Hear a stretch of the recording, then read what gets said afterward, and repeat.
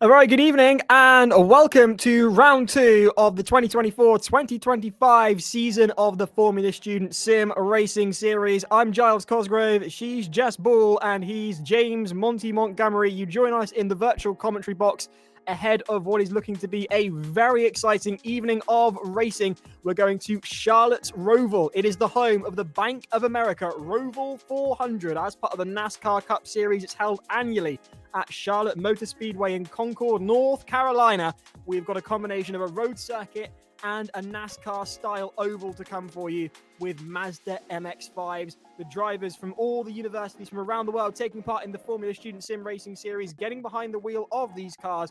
It is going to be a very exciting evening of racing. We've got a sprint to come for you before the main event as well. It's going to be excellent. I'm so excited for this one. I know Jess and Monty are as well. So just do stick with us, please, across the evening. You might be bored of Christmas. You might not be feeling in the Christmas spirit. If you are, it's brilliant. If you're not, we've got you covered. It's going to be a fantastic evening of motorsport. If you've got those withdrawal symptoms, now the Formula One season has come to an end. This is the place to come. Also on the way, we'll have interviews with the drivers who win each of the rounds tonight. Plus, we are doing Formula Student News. So if you sent us something, stick around. It will be coming up on the stream very shortly. Jess, how excited are you? I am really excited for this one. I think a lot of us were very keen to bring the NASCAR side of things to Formula Student. Some of the drivers may not be as excited, but oh God, all of us are excited in the commentary box. We are absolutely buzzing for this. It's going to be really great entertainment. Might be rather difficult, might be rather challenging for the drivers, but that's part and parcel of the Sim Racing Series for Formula Students. So the format tonight, we'll be doing a sprint and feature. Do please bear in mind we're running about 15 minutes behind the schedule on your screens there. So coming up, we will have a 10-minute qualifying session. It's in progress around about now, I believe.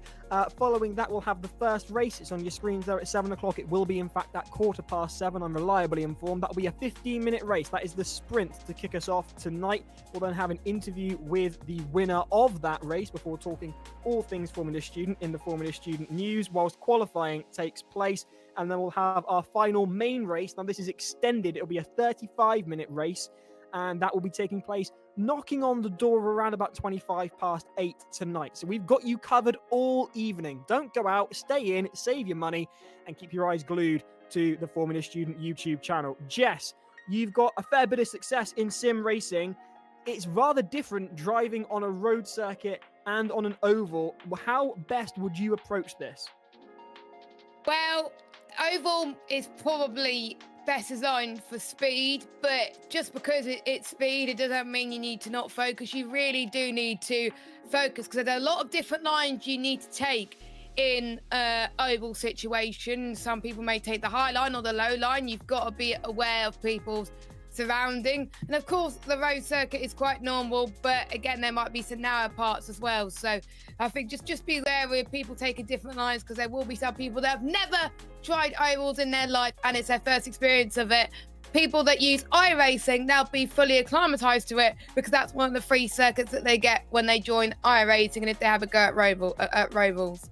It is indeed. Roval is a word I learnt tonight. I didn't realise that you combined oval and road circuit to get Roval, but I'm so here for it. I must say, we do tend to predict first lap drama because of the nature of this series and who's taking part, but I believe doubly so. We're going to see a fair bit of first lap carnage, especially on that banking, because as Jess says, you do best on banking when you put your foot down. Everyone's going to be putting their foot down, and on the first lap, they're bunched up together. So stand by for action is all I can say. Anything can happen in the next two races. And we've got those Mazda MX-5s as well. They're always a favourite, fantastic cars. And the conditions look really decent as well. This is what the calendar is looking like across the year.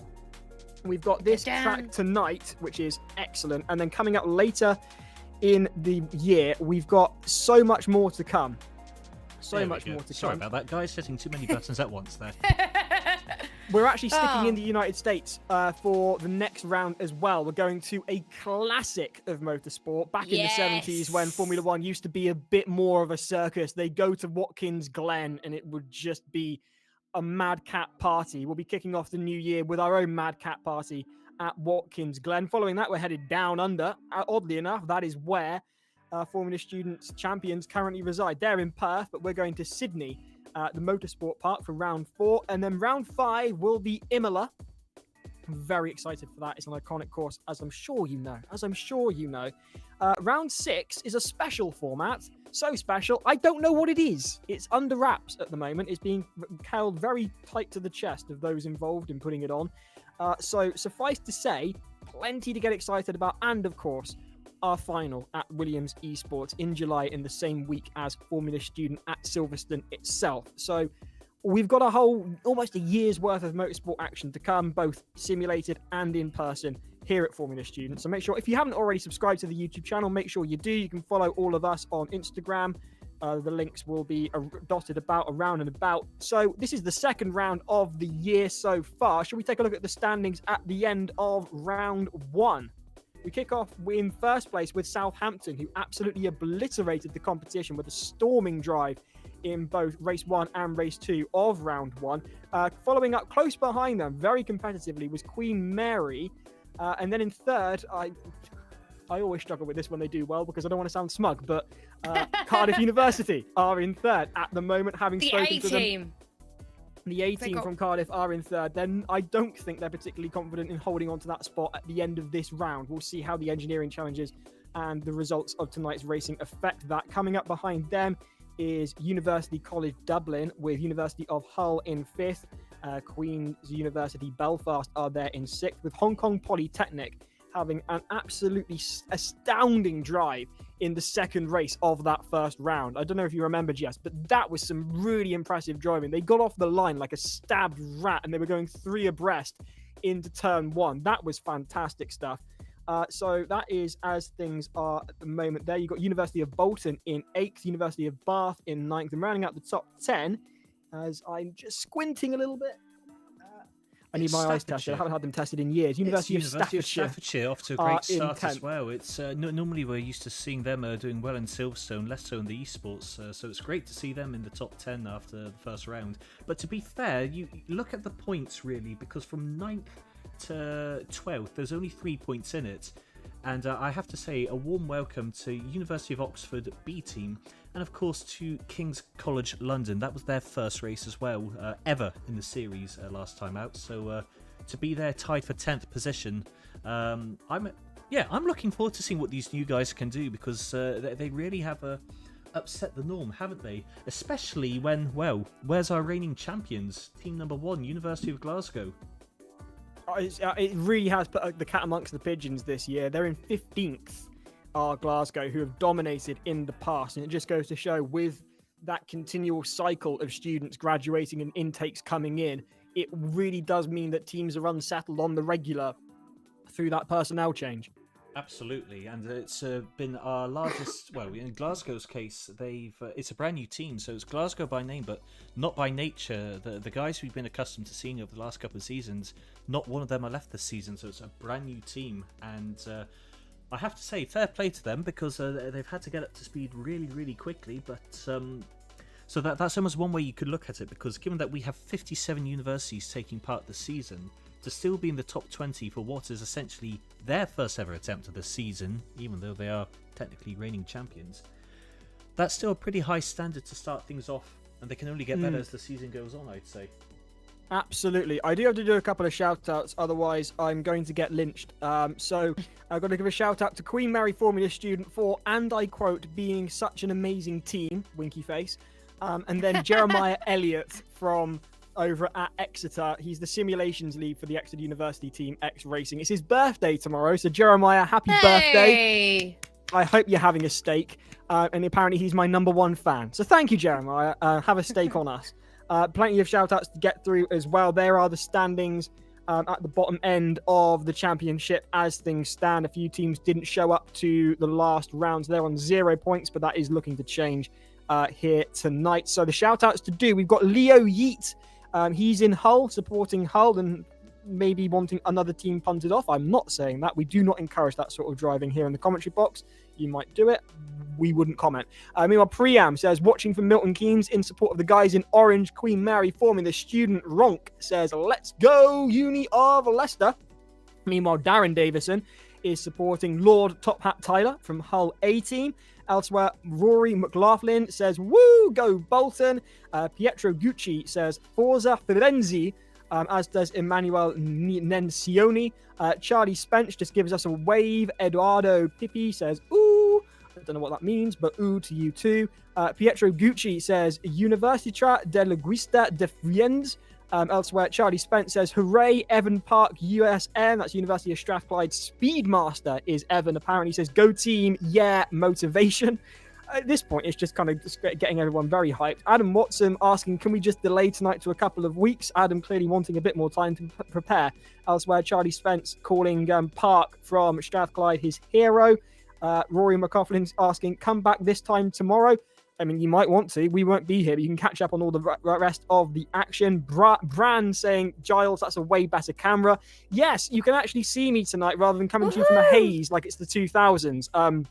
My personal laptop is in for repairs. I borrowed a laptop from a friend, and wouldn't you know it, it's got a better webcam built into it. Elsewhere, Sealand says, big up Chris Scott, my guy. Silla says, Salford.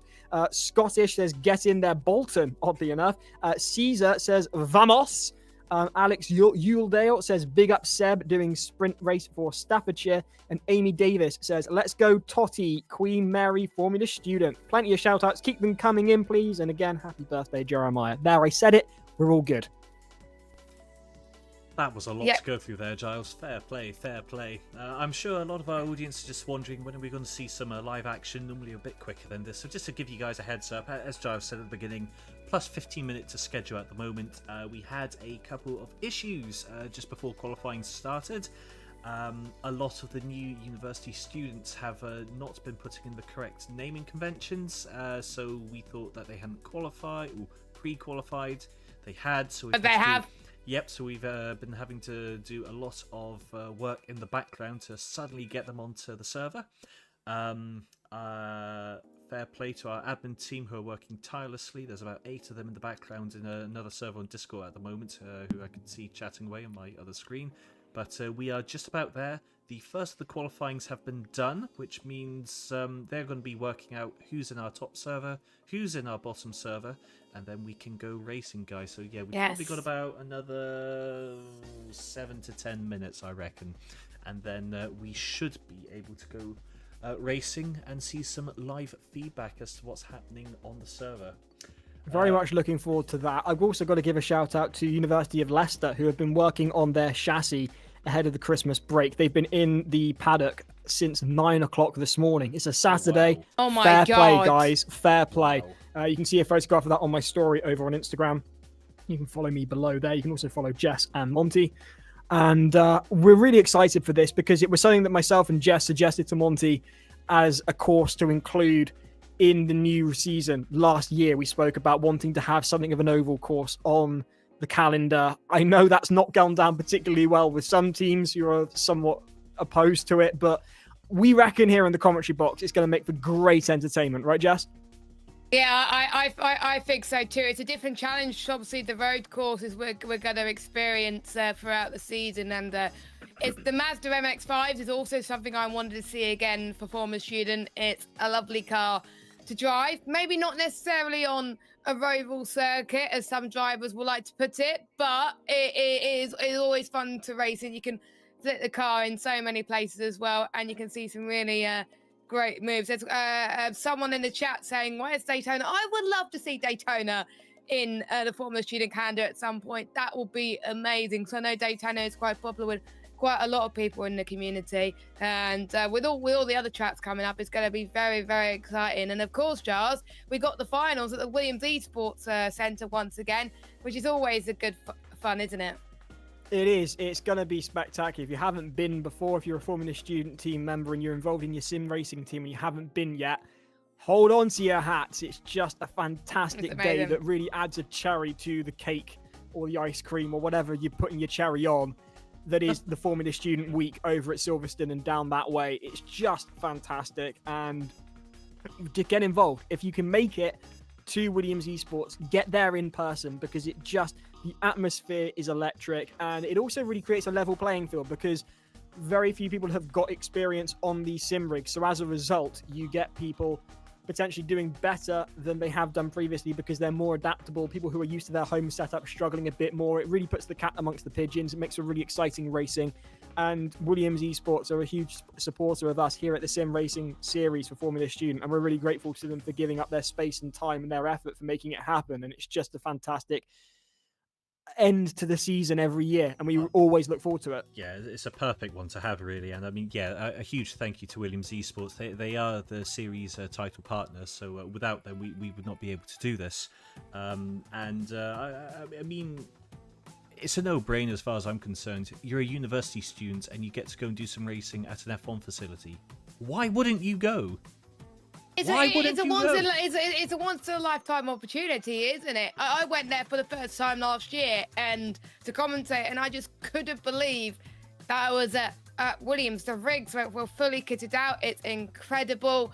We went to go to the museum as well, which is absolutely fantastic, and see the cars. Yeah. I was there for, I think, a little bit longer than intended because I was just taken away by the amount of stuff that's in the museum as well. And you know, I'm so looking forward to it again. And if you have a chance to go to the museum as well, please do whilst you're there, because you'll probably be amazed about what's going on too. But yeah, it's next year, of course, and we won't have long to wait. I know it's July, but July does come by quickly. So some people spend their summer holidays going to Ibiza. We go to Williams. And then we go to Silverstone straight after, Giles. Exactly. Well, exactly.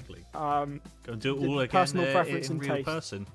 Which doesn't clash with Formula E, which means I could do the Saturday as well. Hooray! There we are. I get to do all 3 days this time then, Jess. So exactly, yeah.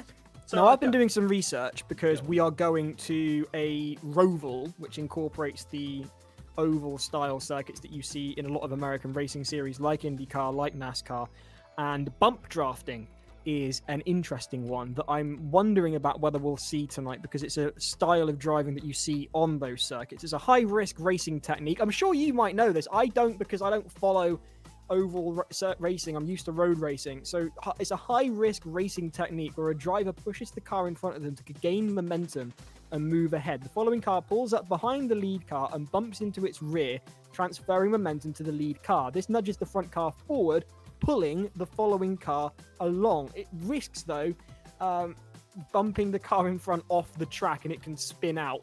Monty, where do you guys in the stewards' booth stand on bump drafting? Well, I mean, bump drafting is one of those, it's fair game until someone mucks up and they stick you in the wall, really. I've just come back from doing a 24-hour race, actually two recently, one at Spa and one at Estoril, and in both cases bump drafting was needed because we were driving in Citroen C1s, and can you imagine after Eau Rouge that whole straight by yourself in a 60 horsepower car?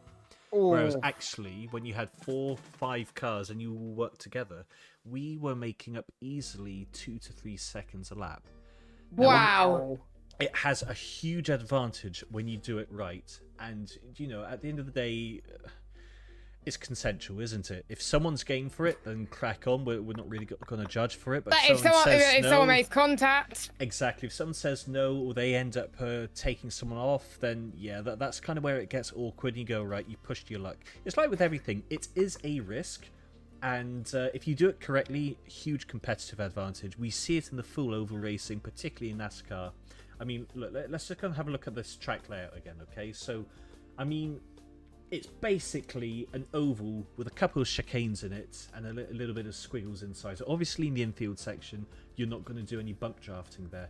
But once you're back onto that oval, you've practically got 2/3 of the oval there.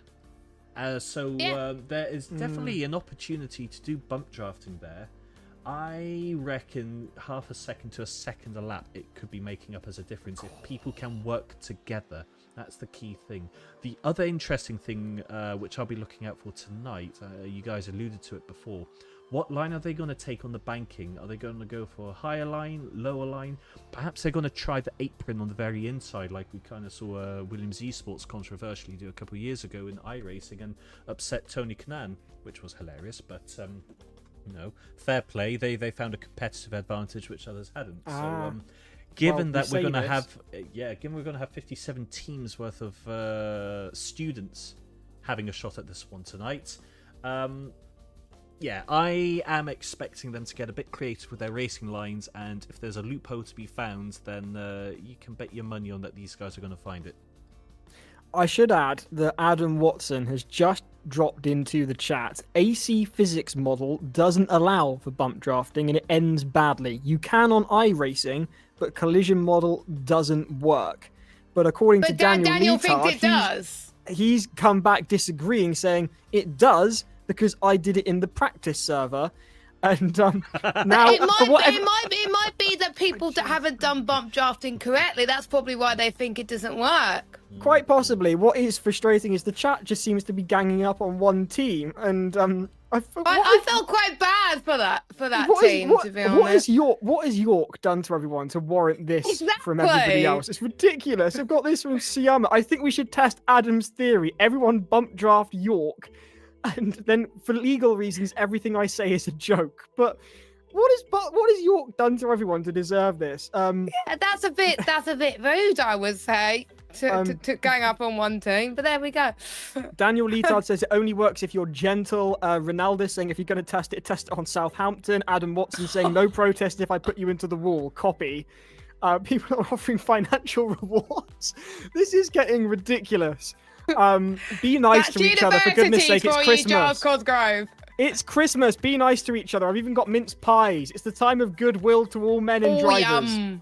And however you may identify, men, women, and all of the above. We're going to be going racing shortly, I promise. We will also be doing the sim racing series properly, not just us talking to each other. And we'll also have Formula student news. That is coming, I promise.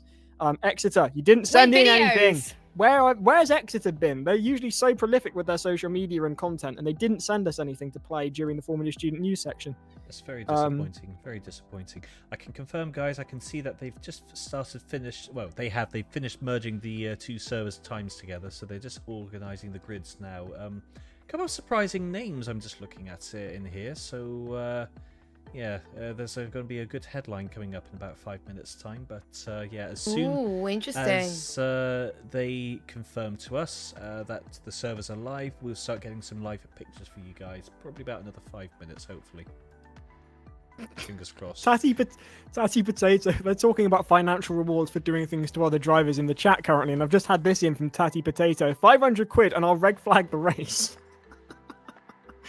This is ridiculous. We do not encourage that at Formula Students in Racing Series, so... We really don't.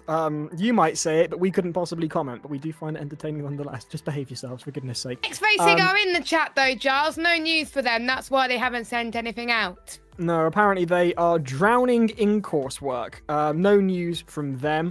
I did actually see... Do you remember it snowed a few weeks ago? I saw over at the Exeter University campus that there was a light flurry of snow down in Devon, enough for the Ski Society to get their skis out and go skiing down the grass embankments on the Exeter University campus, which I thought was absolutely brilliant. We just missed out on the snow as well because we live near the coast, so we just missed out on the snow. We had a bit of snow, but not enough for it to settle.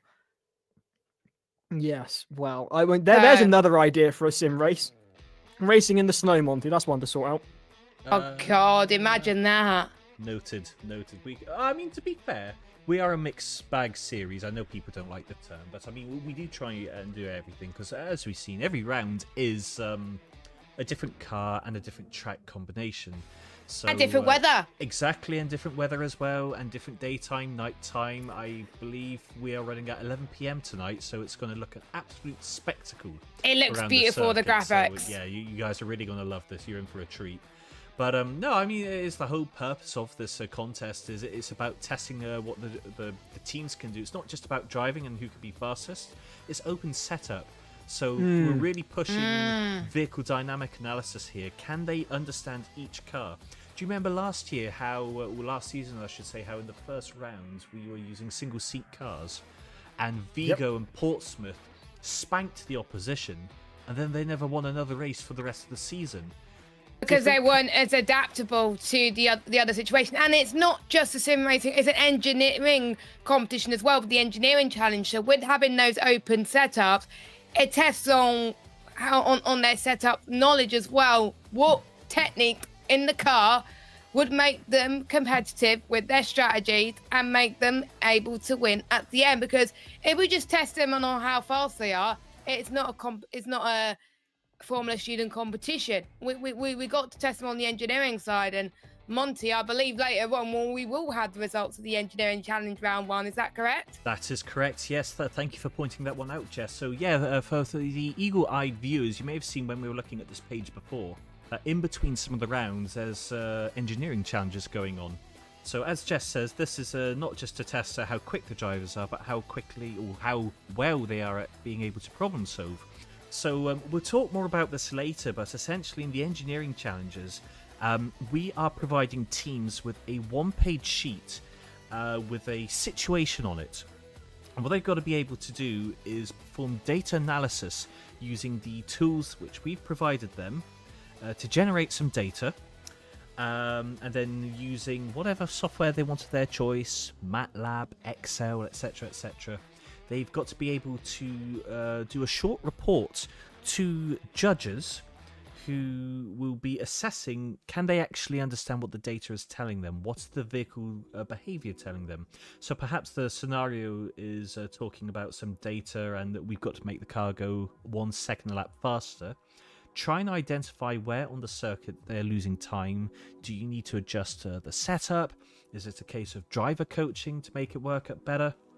So, yeah, it's all about putting in a short report, using your communication skills, using your engineering principles to find the solution.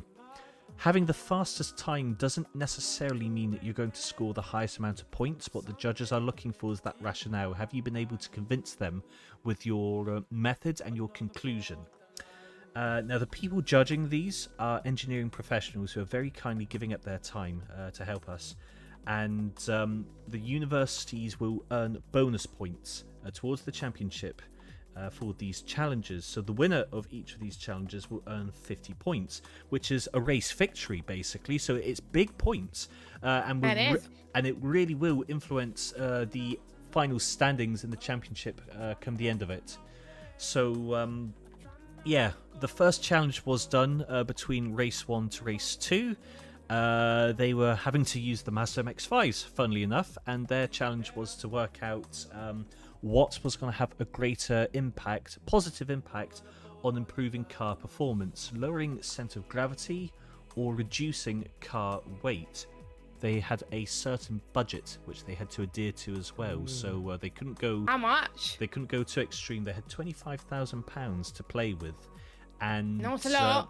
Not a lot, but different weight parameters would cost X amount, whereas lowering the car would cost another type of cost as well. So yeah, we had 21 universities in the end submit a report for our judges to view. So that's really good. 21 universities that took part. We Yeah. do want more though. We do want more, because if you want to win the Formula Student Sim Racing Series, those points really do matter, because you learn so much from it. And some people from the Sim Racing Series and for Formula Student itself, some of them got a full-time job in a Formula 1 team because of it. We do have some people that have done the Sim Racing Series before come and help out with us in the Sim Racing Series and give some valuable advice to our teams, because they've been here and done it, and they could show what they've learned from it and what teams can do to improve. It's just be on them already. I've seen some people in the chat, by the way, that they should do a rallycross round.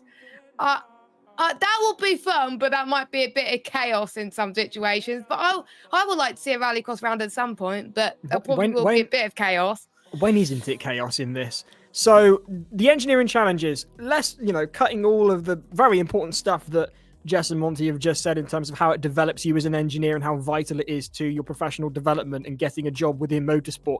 Fundamentally, at the end of the day, a win in that is worth the same as a win on track. It's 50 points maximum on offer. If there's only 21 of you, where are the rest of you? I mean, they're going to be nice about it. I'm just going to say it bluntly. Pull your finger out, for goodness sake. Well, no, you're quite right, Giles. The whole purpose of it is an engineering contest at the end of the day, so we want to be able to challenge people in different ways. So if you want to win this championship, guys, you need to be submitting those reports as well, because that's basically 200. There's 5 of these challenges over the course of the season.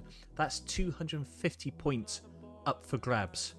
And that could be top 10. That could be top 10 if you win all the engineering challenges. That's a good thing to point it out there. You probably noticed in the calendar that we don't have one in between the next few rounds. It's because we want all of you to enjoy your Christmas break. We don't want to give you an engineering challenge over Christmas. So don't worry, you have no engineering challenges to do between now and the new year. The next one is between rounds 3 and 4. Is that correct, Monty? That's right, yes. So it's not only Christmas, it's also exam season at the moment. So I think too many people are panicking enough as it is at the moment. So I was just watching Monty, the gears going around, the cogs go around in his head. Have we set them something? I don't think. I love that. It's brilliant. So yes, do enjoy the Christmas break as much as you can. And of course, good luck with your exams. I've been through that so much of late. I think this is the first time I've not had an exam season in a very long time, and all I can say is I don't envy you. You've got this. Keep going, and remember, do take a breather on occasion as well, but do also remember to advise, strike a balance, have a break, have a bit of Formula Student Sim Racing. We are about to go and have a look have a break, at the have server. a Kit Kat. Well, we'll have a bit of Formula Student first, Jess. We're going to go onto the server now and have a look at the top server. I've just seen the skin that they've given me for this evening. Is that by any chance related to a certain plastic doll from the United States? It looks it, doesn't it? It's the Ken reveal you've got there. Oh, jeez. He's just Ken and he's just Monty. Anyway, we are going to have a look at the track now, hopefully, because this is what we've got for you. We've got the Charlotte's Roval. And here it is in the dark. It just looks absolutely stunning. So we're on board at the moment with, who is that there? Is that FRT by any chance? Yes, it is. Going round with them. Florence from Italy, I think. Florence is in Italy, isn't it? Correct, yes. Well done, Giles. I'm proud of me too, guys. Thank you very much. And we're going through his. They also drive on the right section. side, I'll let you know. They do. I don't have to worry about that one in this instance. But yes, they do drive on the right-hand side of the road. And so you're seeing at the moment the road section of the course, but to the left there, or now the right as they've changed camera angles, you've got the oval section of the track. So you're going to get a real mishmash of different driving styles that will facilitate the best results possible. And it's that adaptability that's really being asked for from the drivers in this round. You can see also that there's not a lot of room for error because the walls are right up there and they are heavy, they are concrete. FRT taking the inside line, taking the lower line on that oval there, getting through on, that was University of Wild Trinity St David they've come past on, getting warmed up in the practice session before we go live. Qualifying underway. I think this is qualifying, in fact it might well be. No, it's not qualifying. They've done their qualifying. Yeah, basically, Giles, with they had qualifying, and the top 22 universities are now in this server, server A, and then the bottom, the rest of them are basically in server B. We will have highlights of server B, but server A will be the one that is broadcaster and I'm one very happy bunny, Giles. Yep. Exeter's back. Yes, Exeter promised me they'd be in the top server because I spoke to them earlier today. And oh dear God, what have they done to the side of that Mazda? I'm Ken. Oh my God, look at that! It was only a matter of time, Monty. I mean, you know, it was not Ryan Reynolds. Who was the guy that played Ken in the film? Oh, for goodness sake. Hiya, Barbie. Want to go for a ride? Why does it sound creepy when you say it? I know. Anyway, back to Glasgow. Back to Glasgow. Here is University of Glasgow A team, who are really essentially a brand new team with their alumni now working in industry, and they've gone to great things. Big shout outs to the team from previous years at Glasgow, and good luck to this new intake who are finding their feet in the sim racing series. And I don't envy them because they've got the hangover of being monumentally successful in the past. They've got big shoes to fill, so there's that added pressure. Ryan Gosling was Ken in the film. Ryan Gosling, of course it was. He was the Fall guy recently as well. There's an underrated film that came out this year that no one went to see. I really enjoyed it. Elsewhere, here is Glasgow. Then going around that banking. You watch. That banking is going to be the site of some drama coming up tonight. I really do think so. Also, just there's that disconcerting element of watching all the panels of the metal netting, I guess. I don't know what you call it, barrier. Oh, look at that. Oh, that's unsettled the there car you with go. Glasgow Exactly. there. If you clip too much of that curb, Giles, that's going to unsettle you a lot, and that might cause quite a few incidents here tonight. So I think that's something that people will be managing over this practice session, and we'll also see the different lines being made as well. That chicane is absolutely lovely, by the way, if you get it right. That's a cross between the oval and the road course into one, and it's really, really cool.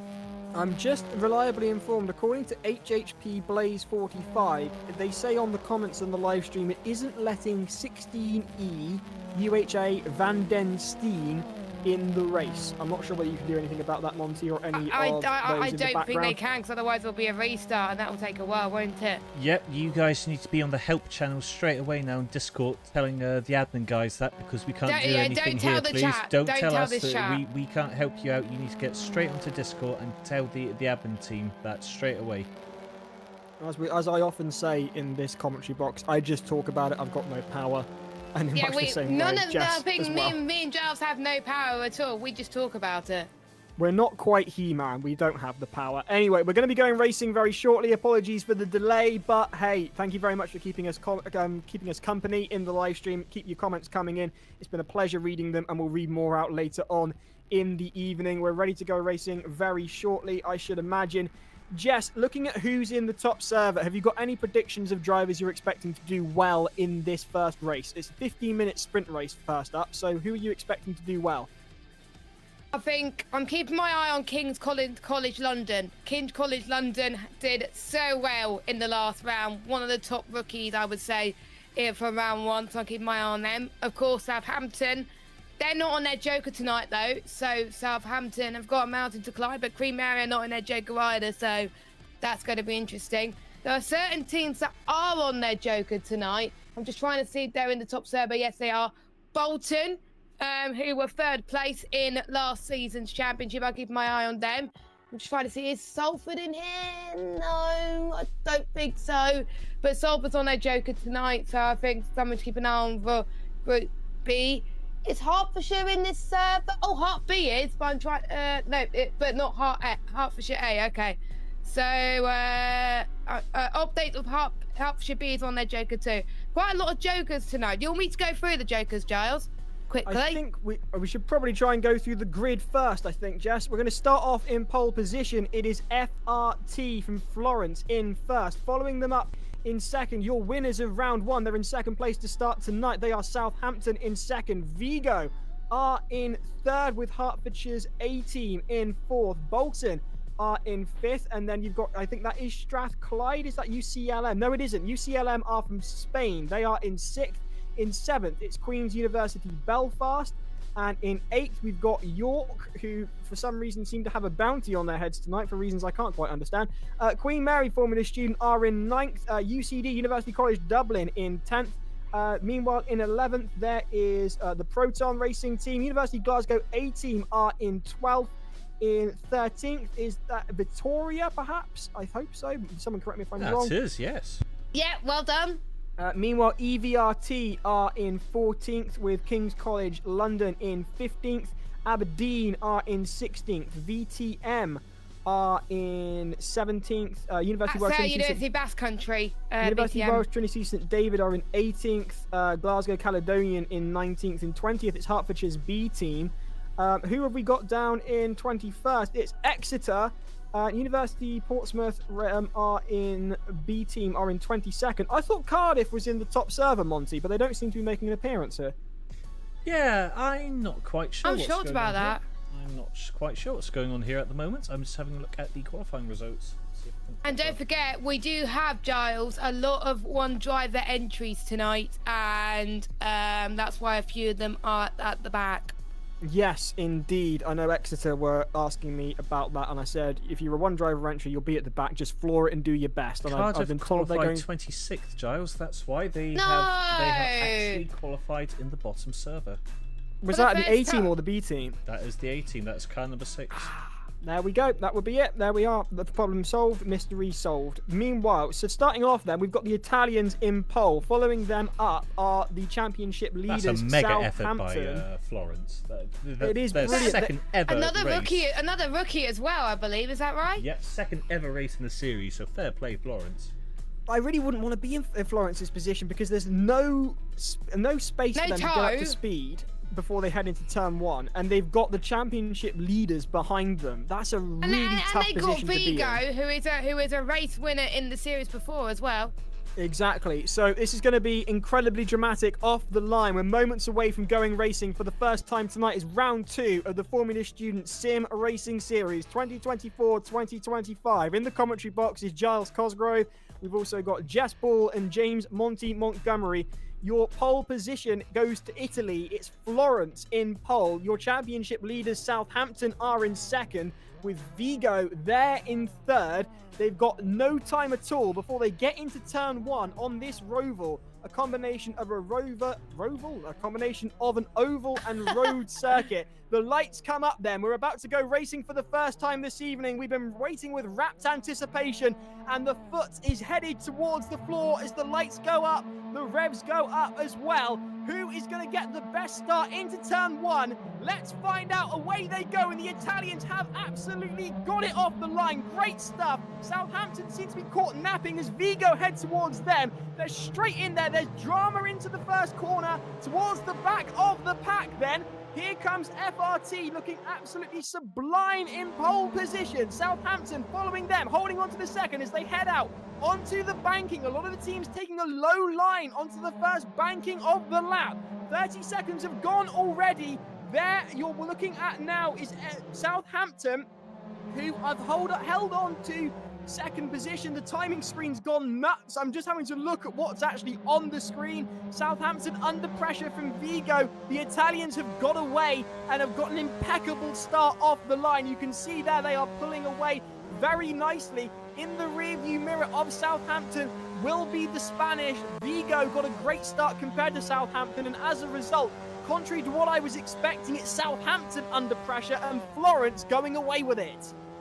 Florence is in a good position right now, but if they're like this towards the end of the race on the oval section, you do not want to be the car that's leading the pack. You want to be the car like Southampton that is chasing, but Southampton will really need to get a move on it because they're a little bit further behind for now. We are going to be seeing big trains coming up soon as well, especially with Vigo chasing them down. Vigo, I do remember in the past, is good with these situations. Vigo's not on their jokers, so that is very impressive for them, especially to be this quick without their joke, which is great to see. We're seeing the Hong Kong University going for a move past Queen Mary. Queen Mary struggling a bit tonight, it seems, but they still got a long way to go, of course. It is a sprint race, and it's a shorter race compared to what we're used to, so they do not have long to get some moves done. Don't worry, FRT are still in the lead. It's just timing's having a little bit of a paddy. The timing situation potentially not helping us keep track of what's going on, but on track at the moment as we've got it here in the commentary box. Your race leaders are Florence. They're that red dot up ahead. In second, it's Southampton, who seems to be trying to break away from Vigo, who you're on board with at the moment. As Southampton, the championship leaders, hunt down the pole position team Florence. This could be really quite interesting as Vigo goes slightly wide. There is VITMR. Jess, you tell me who they were. And going around Vittoria. them, it's to be York B. Vittoria under pressure from York B then. And we got York A chasing down Vittoria for P12 as well, which could score some very decent points in this championship. They're going up the hill, which is very tricky. As you can see, a few slides for some of the drivers that they're trying to heat the cars. That's not gone well for Glasgow Caledonian. Caledonian. They're sideways across the track, but they caught the side of the barrier, and that punted them straight onto the racing line sideways. They did very well not to get into any sort of drama, but that has sent them down into 16th as a result. Meanwhile, here is Exeter University, who have managed to, according to the timing board, clock their way up to 7th. I'm not sure how accurate that is. I think the timing board has settled down, and I can confirm the team from Devon have clawed their way up. That's from amazing. 22nd on From the grid back of the grid. to 7th. Fair play. What an absolutely stunning drive, the likes of which Lewis Hamilton could dream of. This is excellent stuff from Exeter. With 11.5 minutes of racing to go, I must say the teams don't seem to be taking much advantage of the banking, I must say. Don't forget, Giles, they'll probably take more advantage as they head towards the end of the race, because that's where the key positions will be won or lost. They're finding a little bit their rhythm now, and then once they get to the final few stages of the race, that's where they take advantage. But look at this train here. I think we could take advantage of the different lines here too. We've got the Glasgow A team fighting against the Hertfordshire B team. As you can see, a lot of wall has been taken from a lot of these guys. You've got to be as close to the wall as you can without hitting it to gain the best line. And the drivers have been warned in the briefing to be wary of track limits. Oh, someone's gone off. An absolute disaster for some of the teams there, and that is Hertfordshire's B team, who went away in a dramatic style, running 50% damage in this series. So these teams will carry on going, but you can see plenty of pummeled panels as there is Victoria behind York A and Portsmouth B, headed towards the banking now, going down onto the lower end of the banking as Portsmouth A battle it out with York, and Portsmouth B battle it out with York A. Meanwhile, here's Exeter, and they go nicely through on University College Dublin, who make a mistake, go sideways, and they're being sent well down the pack. They're down to 9th as a result of stepping up too far onto the curb, which punted them right out again. This track is incredibly unforgiving, and you can really see it's testing the driver's skill to maintain within the track limits, because if you're even a little bit edgy with them, it will just spit you out in a big way. Here's Victoria onto the banking, back onto the road circuit now. They've got College Dublin ahead of them. College Dublin down into 9th as a result of a mistake. The really unforgiving curbs here. The apex just rising up and unbalancing the cars as a result here. So that setup is integral to a good lap time, putting the driver's engineering skills to the test. Victoria hunting down College Dublin, and there's Bolton well down in 17th, absolutely gutting for them as go past them to Aberdeen and University UCLM. They're from Italy, no, they're from Spain, sorry. Aberdeen up in 17th.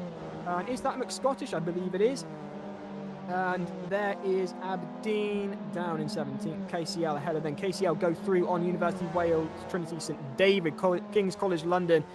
One of Jess's picks for tonight. They're doing rather well, pushing themselves up. They're into 15th now. You're on board with the Welsh side, who just ended up seeing the back of College Dublin, pulling away from them and pulling away very nicely up onto the banking now. Not as much drama on the banking as I was expecting. It seems to be, as is often the case, on the road section, the twisty, turny corners, really putting the drivers through their paces with those high apexes. As when Wales Trinity St David struggling to keep up with the team from London. Ahead of them, though, with a really nice lead, is Florence from Italy, but they've got the top three fairly close together. Not quite a train, but just enough that there's not a lot of room to breathe in the top three, especially if you're Southampton, who are really under pressure now from Vigo as they look on the right-hand side. They go through on the inside. Do Vigo trying to get past side by side with Southampton. It is the battle for second place. Your championship leaders going wheel to wheel with the Spaniards, and the Spaniards go through on the inside. Can they make it stick? I think they can. An absolutely spellbinding move from the Spanish, and that relegates Southampton, your championship leaders, into third. The running order now is Italy, Spain, and England. This is spectacular stuff at the Charlotte's Roval for the first race tonight of the Formula Student Sim Racing Series. A spellbinding move through the road circuit part of the course, and that is Vigo going away with second place. Vigo, that was absolutely fantastic. They waited for the right moment, and look at that. They're already through, but I'm just looking at the lap times for the top three. They're the only three, I think, from the top five alone to reach into the 129s, and that's really showing that they're working together. We've shown the importance of that, and they're definitely doing so, even though FRT is falling away quite massively at the moment. King's College London is putting under pressure from Victoria. And we can see the trying to go for the move, and that's contact, and that's never going to work. That's Glasgow. They came into contact with, and that's Glasgow down the position, and that's my pick in the bin. So King's College London could blame me, unfortunately. And they're on their joker as well. That's going to be gutting for the team from London, equally gutting for the Glaswegians, who've got that pressure of the real precedent that the team have previously set going into this year's series, and this haven't quite managed to match up to what has gone before. You can see Bolton there also struggling ahead of them, KCL relegating themselves down into below the top 10. We're not used to this for a lot of these teams. We've got a whole new set of teams really making up that top 10 at the moment, and in 10th is University College Dublin. You can see them coming through on your screens now. The lights looking impeccable, running at Charlotte's Roval at 11 o'clock at night over in the United States, virtually of course, but then again it is just as exciting. Here is York A putting the pressure now on Portsmouth B team ahead of them. University College Dublin forming up a train, getting that kicker off the apex, getting close to the wall, diving down onto the inside of the banking to try and get the best exit out back onto the road section of the course. You can see Portsmouth putting that pressure on the team from Dublin. York A team just lurking in the background, waiting for a mistake, really brushing up against the walls. It's really tough. You want to get as close as you can without actually touching it. Over the apex they go, and this is going to get really close indeed. Meanwhile, here's Queen's University Belfast chasing down Exeter. Exeter managed to put themselves into 5th. The Irish, though, have something to say about it. There's only a second between these teams, if that, and they go into the road circuit. Exeter just managing to hold on for now, but I must say, Belfast giving them a run for their money. Only one mistake from Exeter could cost them that 5th place, so the pressure is well and truly on. Southampton, though, not really making a challenge for the lead at the moment. They're well over nearly 2 seconds behind that front runner, that Florence there, and I must say Vigo have gone away with it as well. I think Vigo's got more of a chance of catching the Italians than Southampton do. So your running order as things stand: in first place it's Florence from Italy, nearly 4.5 minutes of racing to go. Vigo in second, Southampton in third.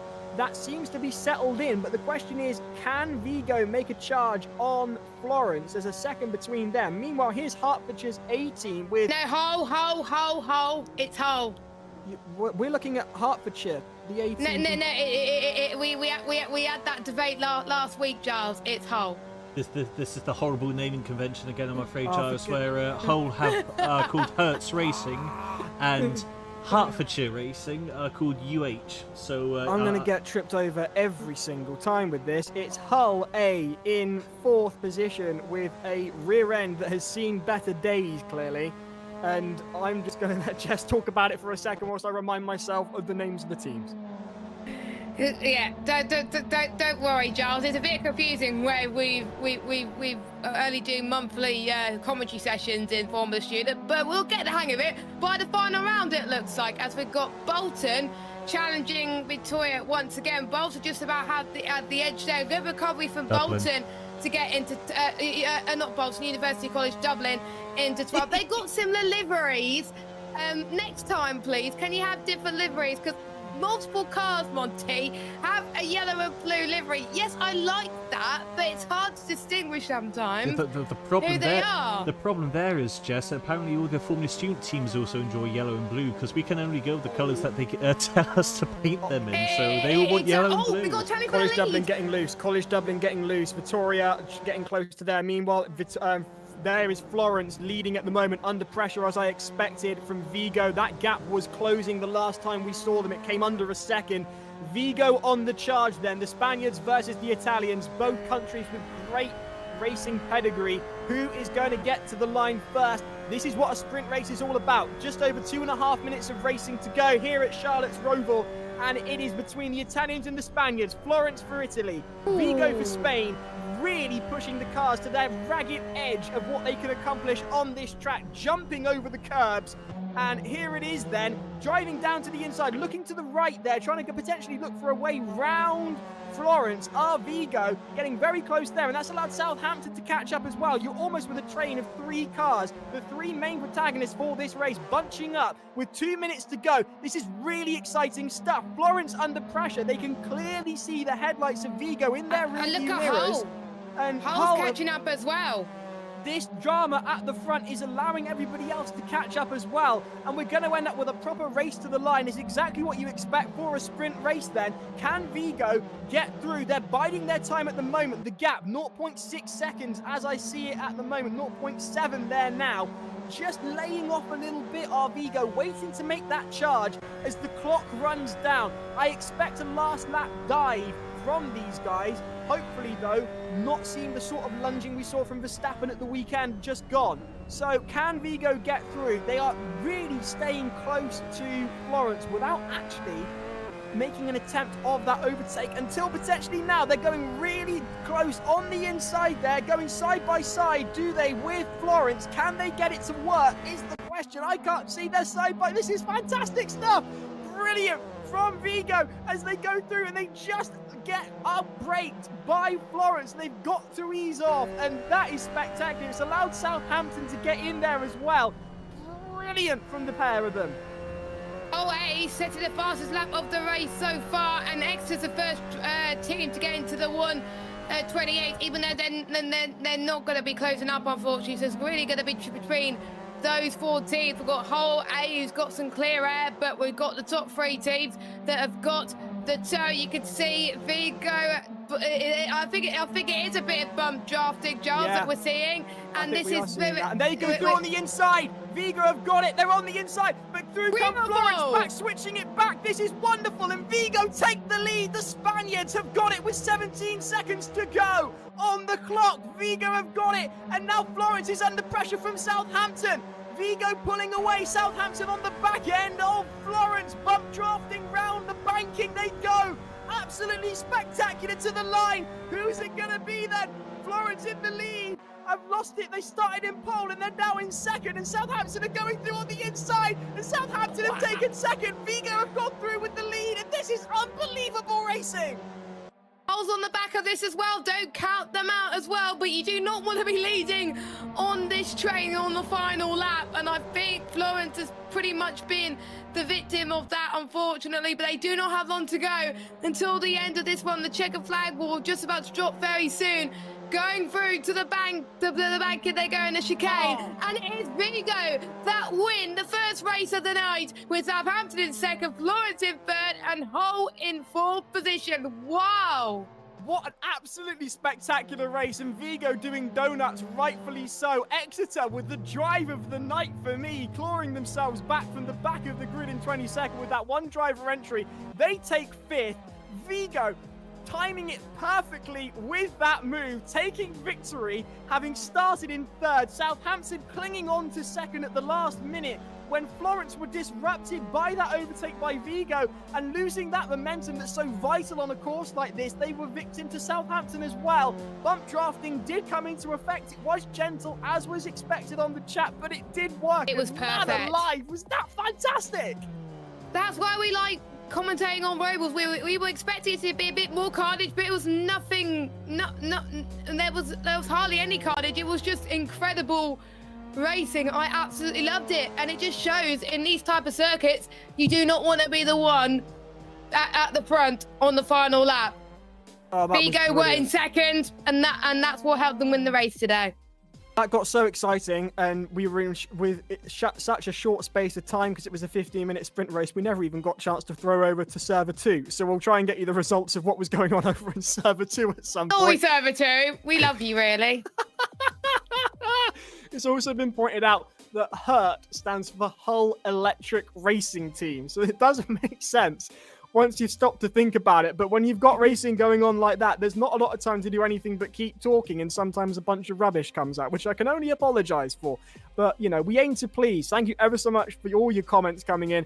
That was absolutely spectacular. We'll be talking to Vigo hopefully very, very soon. That's their first race win of the year. They have won previously. Will they be joining us over at Williams eSports? That's a question we will ask later on, because remember, this is all headed towards that grand final in the same week of Formula Student that takes place at Williams eSports HQ. They are our chief sponsors on this series. It's a fantastic facility, and here is something that we've shown a few times, but it's well worth watching again. Here's Monty exploring Williams eSports. Hey guys, welcome to the Williams Experience Centre, where we're going to be hosting the final round of this season's Formula Student Sim Racing Series in their eSports Centre. I'm joined with Michael Preston, the eSports Chief Engineer for Williams eSports, who's going to be showing us around the facilities. Shall we go? Yep, let's go.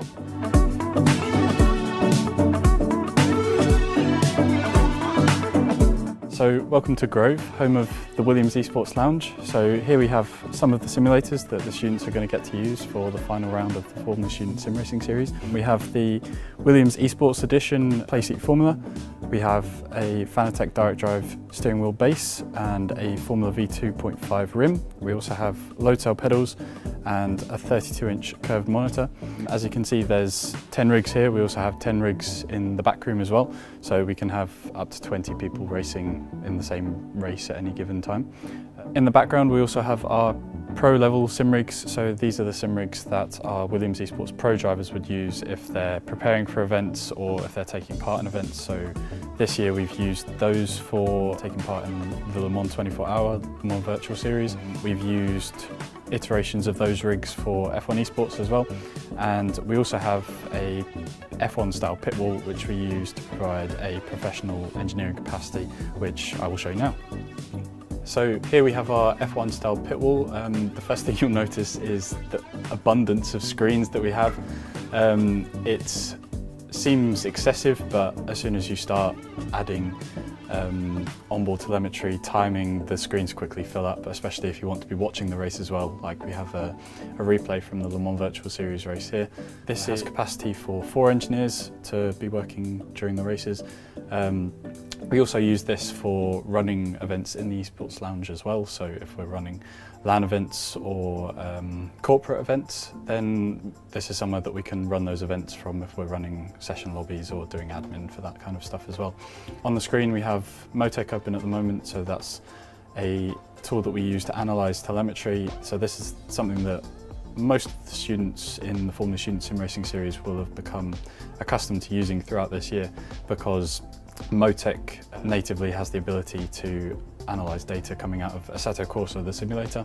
So that's where there's one real area of crossover between sim racing and real life, is that this is a tool that's used in professional level motorsport, and the students can be using it, getting data from their sim rig at home and learning everything that they'd ever need to do using this software at a racetrack. So here's one of our pro level rigs that our Williams eSports pro drivers would use. As you can tell, there's a bit of a step up in hardware between these and the corporate level simulators that we have over in the rest of the eSports Lounge, and the main differences from this are coming from much heavier braking pedals, the higher forces coming from the direct drive wheelbase, 3 screens, so that you can use your peripheral vision a lot more to see the cars around you. Also, the much stiffer chassis for the rig itself. That's necessary to cope with all the forces coming out of the steering wheel base and going through the braking pedal. So the Husingvel Ultimate pedals that we have on this rig are capable of going up to 120 kilos of braking force. So that's capable of matching any or the majority of real racing cars. So a lot of force. Yeah, these are a really good tool for professional drivers as well, testing for real-world racing, as well as our drivers in their professional sim racing capacity. This looks impressive. Dare I ask the cost? Yeah, so the rig in its totality with the one PC included will put you back about just over 10,000 Great British pounds. Worth every penny, I'm sure. Yep, especially when you're looking for those marginal gains. Absolutely. No, definitely. If it gives you an authentic experience of what you'd feel in the car on the real track, then no, definitely it's there with a purpose.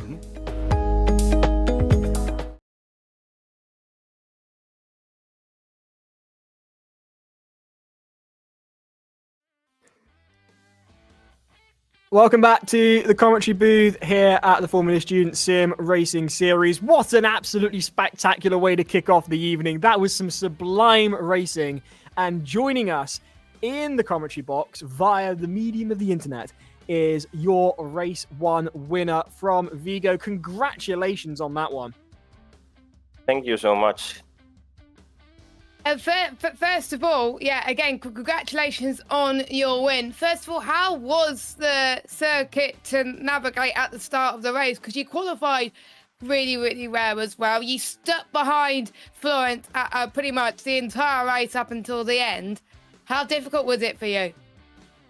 Well, it was tough to keep calm, but yes, with patience. I knew the track was tough with the curves, so I prefer to go calm and go for the long race. It looked very calm from you as well. Obviously, the track temperatures must have been quite tricky for you as well. Were there particular changes to your setup in the MX-5s that probably gave you the advantage today without giving away too much? To be honest, we haven't made any big changes. Only adapting to the temperature of the night. But yep, after all, it's practice and calm. Yeah, of course you had like quite a few cars that were chasing you right at the end there. We had the likes of Southampton and Hull A as well. Were you worried that they were going to catch you in Florence at the end? Well, I was getting nervous, to be honest, when I passed the leader, which I can't remember the name now, but then I saw they were catching me right at the end on the last corner, and I was praying to not get into the curve and fly away and lose the lead, but luckily that didn't happen. I think it's lucky that didn't happen. I have to say, I think Giles can say the same thing. I think that was probably some really great racing from all four of you in the final few moments of the race. What do you think about that, Giles? Genuinely some of the most exciting racing we've seen. And I just wondered, so the strategy, because clearly you were lining up for that overtake over the last 3 minutes of that race. How did you know when to lay off and when to put the foot down and go for it? Like, what was the point that you thought, right, now I'm going to go for the overtake? When did that happen? Well, after overtaking to get second place, I knew that the place to overtake was right before the entry to the oval part, because there, if I was exiting the corner first, I knew I was having more speed and they wouldn't catch me until the last corner. So I knew I had to keep my place until there and go for the surprise. And how far back did you reckon you had to be before you could really go for it? Because I think there was a couple of laps that went by before you actually went for it. It wasn't a case of just getting into second and then immediately the next time you went through that section going for it. There was a bit of waiting. So how far back were you before you went for it? Was there a case of you really... Because I think there was one aborted attempt, it looked like to me, that you thought you could go for it and then you laid off because there would have been a collision otherwise.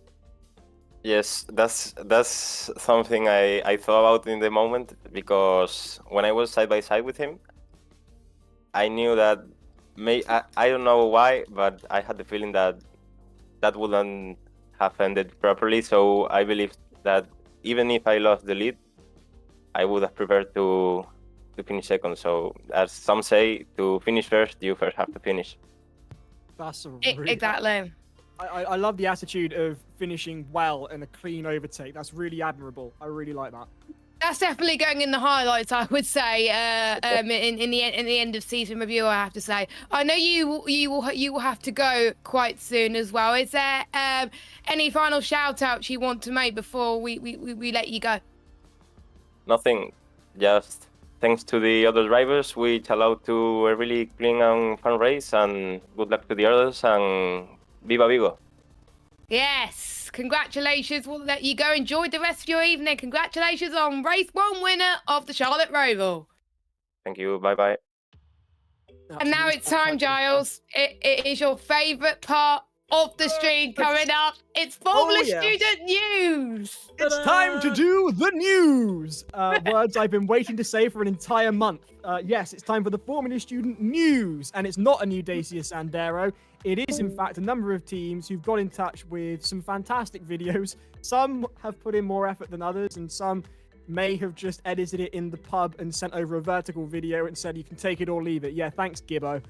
Anyway, we've got plenty to come for you, so do stick around. This is going to be...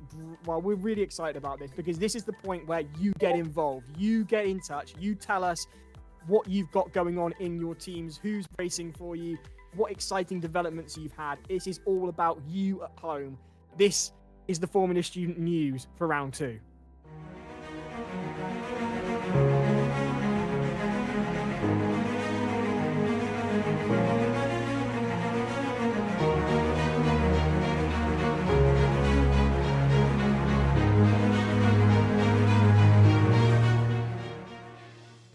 My name is Tom, and I'm the team principal of York Formula Student. I'm Andrew, I'm Head of Engineering at York Formula Student. My name is Amelia Cockin, and I'm the Head of Business at York Formula Student. I'm Adam, and I'm Head of Drivers for York Formula Student. I'm Aidan Summerson, I'm the Chassis Lead for York Formula Student. I'm Logan Carey, and I am the Electronics Lead. York Formula Student's a very small team. We started up just a couple of years ago, so we're very much growing from the ground up. We've had a fair few hurdles that a lot of other teams might not necessarily have had. We've managed to overcome those challenges as a team, work well and work with what we've got, and I'm still very proud of where we've been able to get to. I've been with the team for a year and a half now, and this year we're aiming to have a top 20 and a top 30 finish in the sim racing series. The University of York is a green university, meaning that we started off doing electric vehicle rather than combustion that most other teams would do. I think it's very important that we take a sustainable route as the grassroots of motorsports. I think what I really like about our team is the diversity of it, especially being a woman who's a fan of motorsports. You're not always supported, but I feel like here we really foster that diversity to create a well-rounded team that looks forwards to a brighter future in motorsports for anyone who's a fan. Both students and staff members we work with, all very, very passionate and talented, and it's a great environment to work in. We're a close-knit group. Everyone knows each other. Everyone relies on each other. So I think having that closer bond really helps the team.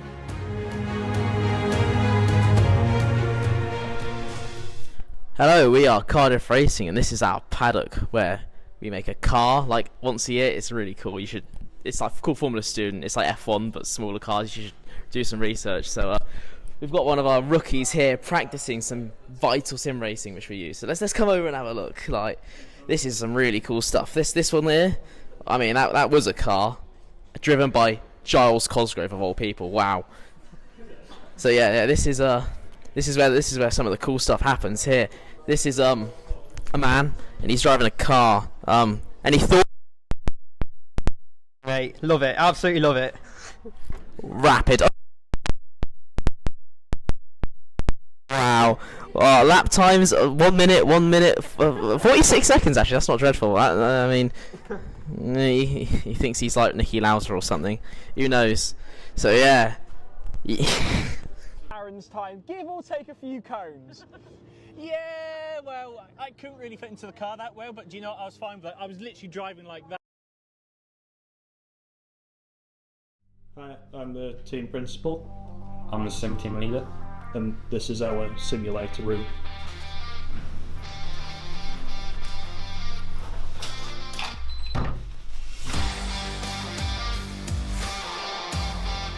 These are our sims. We used to practice and do the engineering challenge on them. For the races, we mainly use our home sims as it's more convenient. We don't have to ask the permission.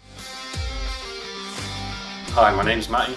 I drive for the whole electric racing team, driver number 7A. My degree is mechanical engineering and my aspirations are to be an F1 engineer. Fun fact, I like to race. So my name's Tyler Davis. I'm driver 7B, got a full 18. I'm doing an accounting degree, and a fun fact about myself is I'm a useless and nerd fact. Hi, my name's Joe Phillip. I'm on Hull 18. I'm driver number 7C, and I'm a marketing graduate. Hi, I'm Benjamin Dudley. I'm on Hull A. I'm driver number 7D, and I'm doing mechanical engineering. I'm Lewis Birdsall, driver 27A for the Hull B team, and I would like to be a Formula 1 aerodynamicist. Hi, I'm Leo Walton. I'm a driver for Hull B team, driver number 27B. I'm a mechanical engineer, not yet because I've got the degree.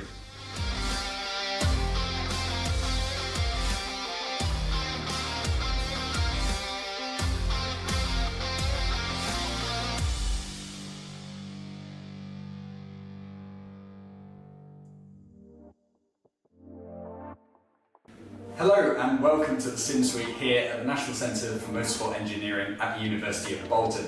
Our Sim team was founded at the beginning of the 22-23 Sim Series season by Dan Cowett and Jack London. This is our back room where all of our engineers work. We're very proud of the fact that we run all our events from the uni itself. We don't have anyone driving from home. We've got a lot of first years on the team this year, and we're very excited that us that are returning to have them. They've brought some great new ideas, and it's great to have them. Our tub that our drivers use is next door. It's an ex-United Autosports LMP2 chassis that they kindly gave to us after Paul di Resta had decided to make it unusable to them at the 2018 24 Hours of Le Mans. And if you actually look around, you can actually see some of the slightly patched original damage that he caused to it at that event. Hello, this is the University of Bolton's former student team, NTM Racing. We'll take a quick look at our former student car and some other projects we're in the workshop at the minute. This is our genetic G40 that gives our students a chance to try out their race engineering skills, race day logistics and general overall track day experiences. We're an internal combustion team. We're currently running a Honda CBR 600RR engine. We also have some 3D laser sintered uprights from one of our previous sponsors, and we have a custom air intake fully 3D printed in-house at the university as a dissertation project on one of our students. To all of us at NTM Racing, we'd like to wish you a Merry Christmas and Happy New Year.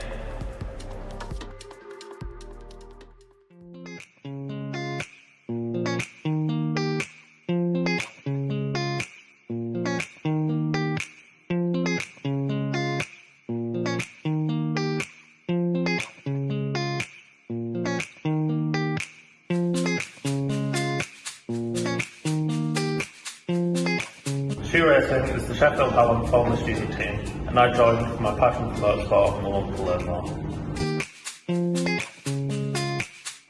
So to put it simply, compete and complete in every event, improve on our performance on each static event and finish endurance. As I got an engineering degree, I hope to learn how to use the different machines and all the tools that can be applied and used on the car. As well as this, I also hope to acquire some lifelong friends as well as some great memories. Sim Racing is the online competition where we race multiple categories of race cars around different tracks throughout the year against the universities. To learn setups in an environment that I enjoy and to get practice for the real thing.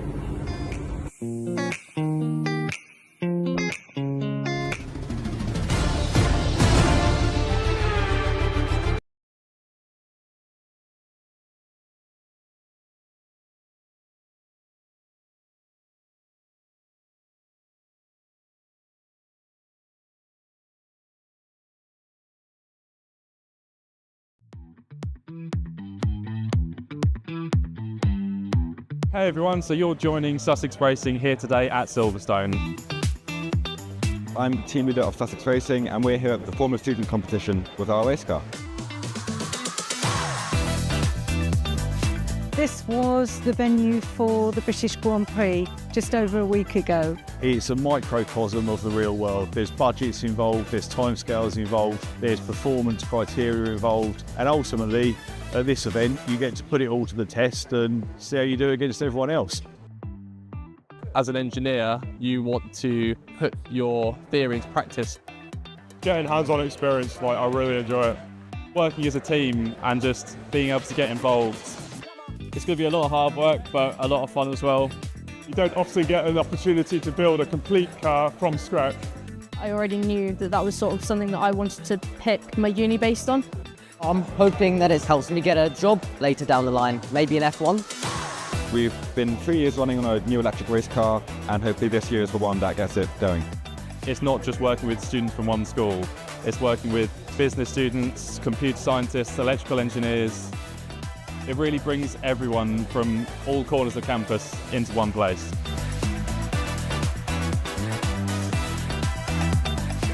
I ended up designing and working on the costs and the business presentation. All of my experience is in performance or strategy, so being able to sort of build up my experience quicker to sort of boost my application a lot more. At the start of the year, I was named as head of aero, so essentially that's being responsible for all the composite work, designing the side pods and the wings. Right behind us, I've got scrutineering.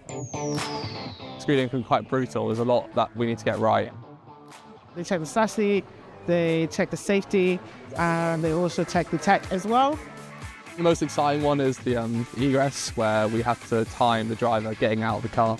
He starts all bolted up in the seatbelt and has to take the steering wheel out of the car. Well, we've just passed all the mechanical parts of scrutineering. A lot of work has gone into it. There have been quite a few late nights. The safety, the chassis, and the technical scrutineering, so all three are passed. It feels so good. Honestly, it's static. Our electrical guys are in the EV bay working on our battery. It needs to be in fully working order, and the battery trolley needs to be able to charge the battery safely. There should just be a few little things that we can fix, and we should be ready to go for tomorrow.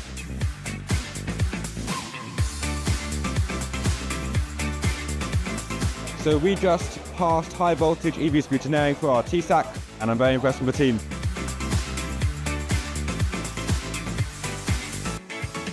Next, we need to pass low voltage, which the guys are currently working on. I've been programming the ECU to implement some more functions that I need to do. Right now, we are in the process of EV scrutineering. That is the final leg of the 5-stage scrutineering phase that we go through at Formula Student. It's a lengthy process, but so far so good.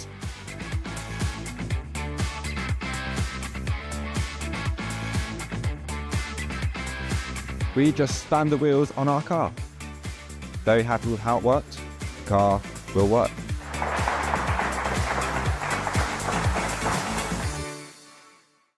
There's no expectation to know anything about cars when you join. I don't actually study engineering, and I feel like I actually have a space in motorsport. It has been an incredible opportunity. Working in such a big team on something that everyone is passionate for is a very lovely environment to be in. Gives a lot of freedom and to show your creativity as well as also your technical knowledge.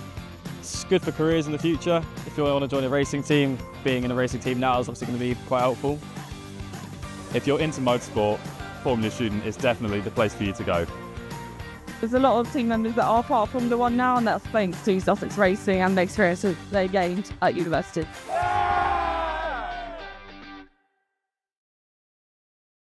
Hello and welcome to University of Leicester Racing. Let me show you around. This is our C&D lab. We meet here every Wednesday. It's where all the magic happens. We do all of our designing here. Everyone separates into their different sub-teams. Yeah, that's where everything happens. This is our controls lab. This is where all the dark arts of electrical engineering goes on. So we design all the safety systems, our BSPD, and work with the ECU in there. I can make the magic smoke a bit if you want. The dark arts of the lab. Need more? Oh, there you go. This is our garage where all the magic happens. This here is our car LR04 that we're working on for FS UK 2025 competition. At the moment it is currently just a chassis and we are welding on all of our suspension tabs, but we're hoping to get a rolling chassis by December. Over here we have all of our tooling, different cupboards, all of our materials. We have our chassis cupboard. This is where we have all of our suspension stuff, all of our chassis materials. Then over here we have our powertrain cupboard. In here you'll get things like our air intakes, all of our OEM stuff, drivetrain and everything. This is our main work area. When we're working in the garage, we have our workstation over here. This is where we do little bits of CAD. Under here is our engine. We are a ICE team. We run a Honda CBR 600, like many other teams. This is it on its test stand at the moment. We've recently just transitioned over to a Haltech ECU. That means that we get a lot more freedom in what we can do, with potential to moving over to a drive-by-wire system in the future and paddle shifters. This is one of our old cars, LR02. This is our most successful car to date, finishing 7th overall in front of 63 teams. We're very proud of it and we're hoping to get back to there soon.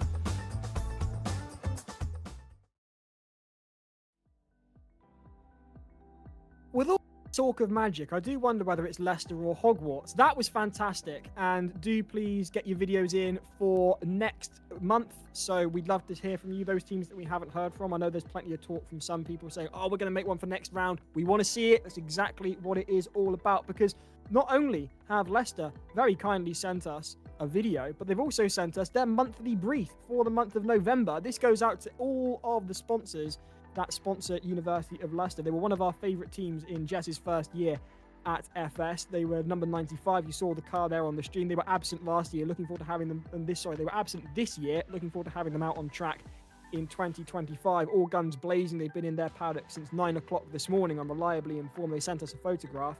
And you can see here, they're talking about the fact that they've partnered up with Caterpillar, one of their sponsors. They've also started using 3D Experience as the cloud-based CAD software for the team. It's been reintroduced, and they've already seen how helpful it is when integrating systems to the master model across all sub-teams. They've returned to the sim racing as car number 48, which it's been great to see them in the servers here. You can also go down and talk about the chief engineer's debrief, talking really technical stuff here. The considerable progress has been made with the wishbone tabs being welded onto the chassis. They're hoping for a design freeze by the end of December, so clearly getting close to the deadline now to get everything finalized for the car, ready to be built in the new year and get tested before heading out on track. So that's great to see from Leicester. We've also had an update from Strathclyde, both for their sim and engineering challenge teams this year. Strathclyde sim team has seen a massive overhaul, apparently, with an expanded team featuring only one member from last year's drivers. You've got Adam Robertson, this year's team principal. He's returned from the team that finished 12th in the standings last season, hoping to push the team back into the top 10. Evan Park has captained the sim team and takes charge of the engineering challenges this year. He's been involved with the engineering challenges last year and has joined the team with head of suspension Callum Porter, who claims to touch too much grass to sim race, along with Chris Champion, the aerodynamicist and head of composite manufacturers, whilst Charlie Spence has stepped up from being the team's engineering challenge driver to join the main team with a new member, DR Chamo, rounding out their sim racing team. Love that from Strathclyde there. Elsewhere, we've actually got the full driver lineup from Southampton. That's been sent to us. Thank you very much to them. You've got Theo Mwanda, who is a fourth-year mechanical engineering team. He's been racing in sim racing for 13 or 14 years. With the first sim racing game they played, F1 2009 on the Wii. Now there's a throwback for you. Apparently, by the looks of things, Theo has pretty much played every single F1 game since 2009 in some way, shape or form. Elsewhere, we've got Alessio Whitaker Campigotto, who lists his nationality as British, Italian and Thai. He competes under the Thai flag because it's never present otherwise. His favourite car is the Alfa Romeo, and then I'm going to butcher this, so don't judge me. Giulia T, he says the 1962 one, not the underwhelming modern one. With additional fun facts, he can be sweary, can shake what his mother gave him, and apparently Italians would be ashamed of his inability to speak the language. Meanwhile, Willow, she's from Singapore. Giles. Yes. It's pronounced Julia. Is it? Another blooper for Giles Cosgrove. Clip that, somebody, clip that. The worst bit about that, do you know what the worst bit about that is? I was about to say, it starts with a G though. So does my name, but it's still pronounced like J, for goodness sake. Dear, oh dear. Meanwhile, Willow, she's from Singapore. Her favourite car is a Porsche 919 Hybrid, and has spent her first days on sim racing playing the race room racing experience on pure keyboard before she got a wheel and moved on to the Assetto Corsa. Good choice. That is a good choice. Yeah. She had 3,800 hours on Assetto Corsa under her belt, and she actually raced against teams from Vigo and UHA in other sim racing communities and got recognised when she joined the sim racing Discord last year. So clearly got a great reputation. I should also point out the poor new first years from Southampton. Their fun facts have just been listed as new to the team this year. I'm sure there's more fun about George and Nick than just that, bless their hearts. Don't forget Billy's introduced us as well to Maya Butchweeks as well. Oh no!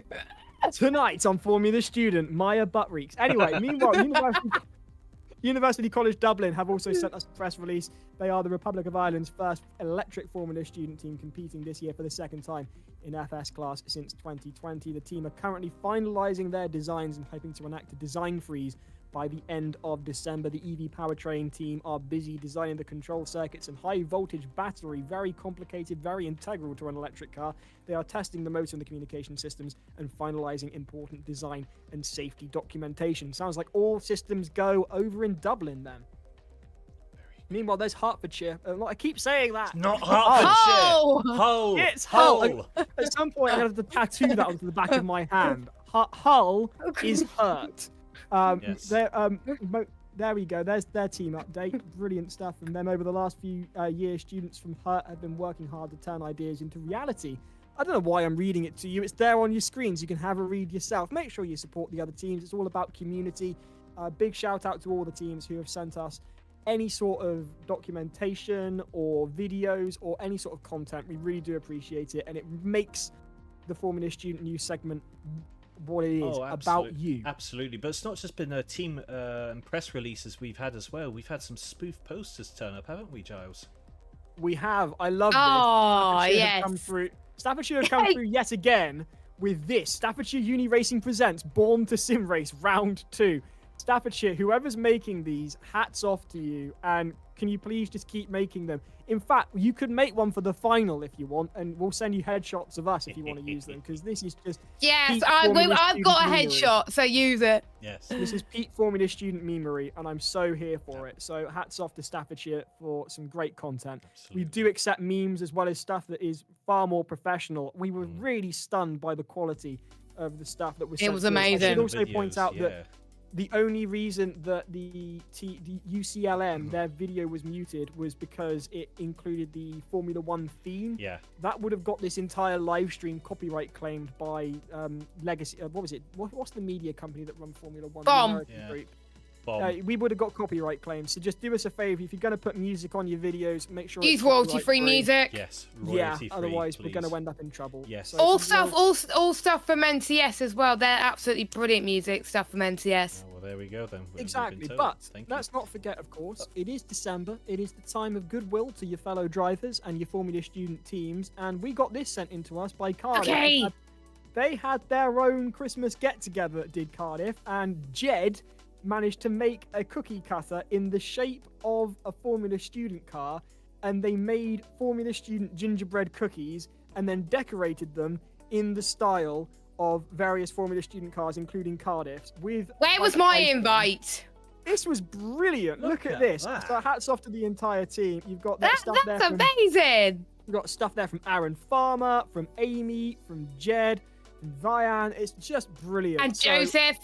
It's great to see the creativity going on here. So just looking well at the done. amount Merry of sugar, Christmas, the amount of everybody. sugar on those cookies, that looks perfect to me, guys. Not gonna lie. Absolutely. So from all of us in the commentary box to you, Merry Christmas and a Happy New Year. And yeah, I must say I've enjoyed our inaugural Formula Student News. That's been great, and thank you ever so much to everyone who got involved. Remember, you can get involved next month. Send us your videos, whether it's a video about your sim racing rig, whether it's a video about what you've got planned for your car this year, an introduction to your drivers, maybe footage from testing. That would be great. And remember, it doesn't have to be a work of art. Put it this way. I did ask implicitly for teams to submit videos that are horizontal. I did say this is not TikTok. And then Gibbo from Cardiff Racing decided to send me that. I said, I told you it needed to be horizontal. But we still played it anyway. I mean, well done, Gibbo. You were only 90 degrees off, so you were nearly there. Just one click off. That would have got you there. Well, his exact words to me were, that's all you're getting. Take it or leave it. If you want horizontal, have this. And then he just rotated the video by 90 degrees. So do me a favor if you're watching this. Don't do a Gibbo. No, but as long as clearly the level of content and the quality level that we were getting has surprised all of us. So please do keep it up. And talking of keeping things up, we've got to keep up appearances. Talking of appearances, we had round one, race one, I should say, of round two, and we were focusing on the top server. And no time to talk about the other server because there was only 15 minutes, but there was plenty going on in server two, wasn't there, Monty? There definitely was, but I'm definitely the wrong person to be asking about this because I'm hoping there's going to be another person in here with the same namesake as me. Yes. Oh, James! My apologies, good sir. I ruined my own introduction. There you are. But yes, we're here. We're all good. We have updates from Server 2. Bit of a weird one from Server 2, has to be said, because the top 3 were separated by 23 seconds in the end. Oh, really? The top 3 Oh, being, wow. University West of England. Welcome back. Not sure how to pronounce your name there, but fair enough to you. Surrey University. Oh, wow. Hey, you guys can pronounce it if you want, but I just say UWE. I just say UWE. We'll just say Yui, shall we? Yui. That's it, Yui. Yes. Then we've got University of Surrey, Surtees coming second, and then Hong Kong Polytechnic University. The university is important. Coming in third. Suddenly, has to be said though, Surtees making up 15 positions. Oh, fair play. Yes, I'm just looking. But I believe they wanted the one driver entries as well. I believe I might be wrong. You are correct, Jess. You are correct. They really worked their way up the field. But then, you got that same 23-second gap covers 4th to 14th. Not used to seeing Cardiff in the lower server. I have to say that this is a weird sight. Same with Hong Kong as well, because they were Hong Kong University. They were in the top server in the Salford as well. Actually, yeah, there's some big names down here for once, which is quite surprising. I'm glad to see. And Nottingham Trent. Yes. I'm glad to see they were at least able to capitalise on a relatively bad qualifying and getting into the top parts of there to rake some points back in, but. Yeah, no, that's not what we'd expect, is it? Especially like Cardiff, they're currently third in the standings. I was warned that wouldn't last, but I didn't realise it was going to be that dramatic. Put it that way. But we'll find out in qualifying for race 2. We'll see if we'll see if that's changed a little bit as well. But yeah. Yeah, Monty, you did say about Cardiff specifically. They were involved in an incident during the race. The only one that I actually caught on camera. But I believe they were involved in an incident with, I think it was Sussex. It was definitely a blue car. Oh God, have I got a protest to go and review after this? Potentially. But, shout out to Nottingham Trent made up 13 positions. Cardiff B made up 11 positions. But yes, unfortunately, your biggest downsides this race were. Sussex and annoyingly again Strathclyde. Oh yes, I'm just looking at them right at the bottom there. 14 places they lost. That is a disaster for our Glaswegian counterparts. Especially because they were on their Joker as well. Yes, they were. It's not gone particularly well in that case. They finished in the bottom server last time as well, so the fall off of Strathclyde has to be studied. Yes. It's a shame that. Specifically by Strathclyde, because we want to see you guys racing at the top. Yes, precisely. We'd love to have just one single server, but at that point it would just become anarchy. Suffice to say, though, there are a lot of teams here that are in the bottom server that we weren't expecting. The cat is amongst the pigeons, and this year's results can go in any direction by the looks of things. Definitely. This is looking like a very unpredictable season so far, because I think we've hit that point now, because it's the 4th season. That means we've now had a whole university worth of students go. University worth of students? That doesn't make sense. Do you know what I'm trying to say? Like a university cohort. Thank you. A whole university cohort have come through, so they've now had to pass the baton on to the next generation. And yeah, some have dropped the baton. It's almost like what we've seen in real Formula Students as well. You know, it's that knowledge transfer. Those who can transfer the knowledge well carry on the legacy, whereas. I mean, think of Formula Student properly. The old school teams like Bath, Brooks, Hertfordshire, they were always and Birmingham, you'd always expect to see them at the front. But then after COVID, the knowledge was gone and they had to learn it from scratch, and it allowed other teams to capitalise on it instead. That's why Cardiff could take over. Aberdeen, we saw Salford, etc. Now, I think we're beginning to see some of that happen here. For Glasgow, for example. It'd be interesting to see what happens with Southampton, because they've almost stayed on top of it, because given that they're on their 4th iteration of a team as well, think back to the first season, they had Michael Preston in there. There's no one left. Yeah, on the and racing now team.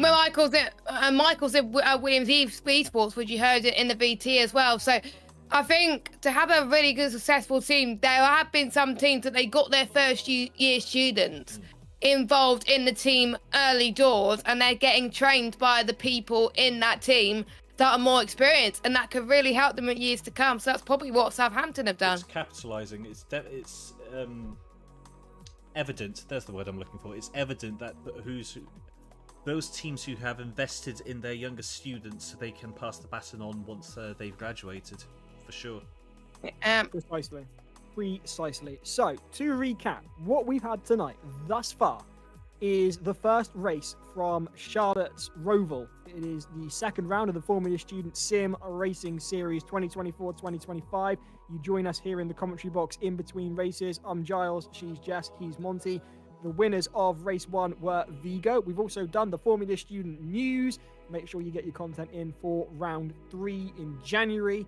We're waiting to go racing again. The server's just come live. You can see who is now in the top server for the second race. Now, this race will be extended compared to race 1 tonight. We had a 15-minute sprint race earlier. We're now going to have 35 minutes of racing. And let's have a look at who is in the top server. Give me some good news, please. Is this another skin they've given me? I've got another skin for the second race. I'm Santa. What is this? It's about right, I think. Although then again, I don't really fancy sitting on your knee. Same to you. Oh, we have got some new names in the top server, which we haven't seen in a while. We got UOL in the top server this time. Bath's back, Giles. We haven't seen them in a while, haven't we? Bath is back, but you know who isn't, Jess? Cardiff. There's not Cardiff in the top server. I don't care about Cardiff. Look, I've even got my own pit box with me as Santa on. What is this, guys? What is this? I get the feeling whoever's made this is about to be on Monty's naughty list, put it that way. Yes, definitely. This is a work of art, guys. And I've got a present inside the car. And I've got mahogany trim. It looks like a rover. Look, my Brought to you race by suit. British Leyland. My race suit. Oh, I see. It's because it's a sleigh. This makes sense. Oh, that is fantastic. Look, I've even got a Santa suit for a race suit. Mint Can pie you on send the me back. that skin, please? Oh, absolutely. Oh, Send me that skin. I'm having a drive in that. Billy. Jess, I've got good news. Look who's 21st. It's not the new Dacia Sandero. It's Cardiff 18. It's Aaron Farmer. It's Aaron Farmer. 11 sleeps till Christmas. Don't be naughty. Yes, Billy. Yes, Rob. Thank you very much. Someone's doing donuts. Number 27 there. Oh, that is naughty. I don't think they're meant to do that until the end of the race, my friend. Oh, careful! I would that's imagine enough any of that. damage. Any damage sustained in free practice, I should imagine, would reset when lights out. Oh, jeepers. Hopefully. Jeepers. So there's Can't believe Exeter. Now, they Oh, are... the sponsors are here, look. Oh, they've turned There up. we go. Nice. Hello. Looking at that. beautiful. Well, the skins are fixed, ladies and gentlemen. Woo! Oh, now this is a work of art. Oh, that's great. Massive shout out to Billy. Have I got the right name? Massive Billy shout out to Billy for and Rob. putting Billy and Rob for Billy and Rob for putting all the skins together for the track and for the cars, because both of them look absolutely beautiful. We're really sorry that we couldn't get it for race 1, but at least we got it for race 2, and it looks lovely. There's Formula Student banners on. Oh, this is beautiful to see. This is absolutely spectacular. Welcome to Formula Student Sim Racing. This is what it's all about. Live from a virtual Charlotte's Roval. It's a combination of a road circuit and an oval if you're just joining us. We're going to have an extended race very, very shortly. 35 minutes of action to come. I've run out of my energy drink themed around a certain Formula 1 team, so how long I can keep this up for, I don't know. So stay tuned for that, if alone. The racing is going to be spectacular. Race 1 was unbelievable to the line. And I imagine it's going to be no different here, just longer. I mean, what more could you want? We've got the sim racing logos, we've got the teams, we've got an excellent track, we've got a fantastic field for you. It is all still to come. Look, you've even got the big screens projecting it as well. And here's Top Hat Tyler. It's Top Hat, yes, from Hull. Top Hat Tyler for Hull. I got it right. Brilliant. Yes. If that You doesn't got it bode well, right. I don't know what does. Here we go. You'll then. probably get it wrong. You'll probably get it wrong at some point, Giles. Here's the real hurts. Here's the real hurts. They qualified for the first time in Server 1 tonight. They're called UH. Brilliant job.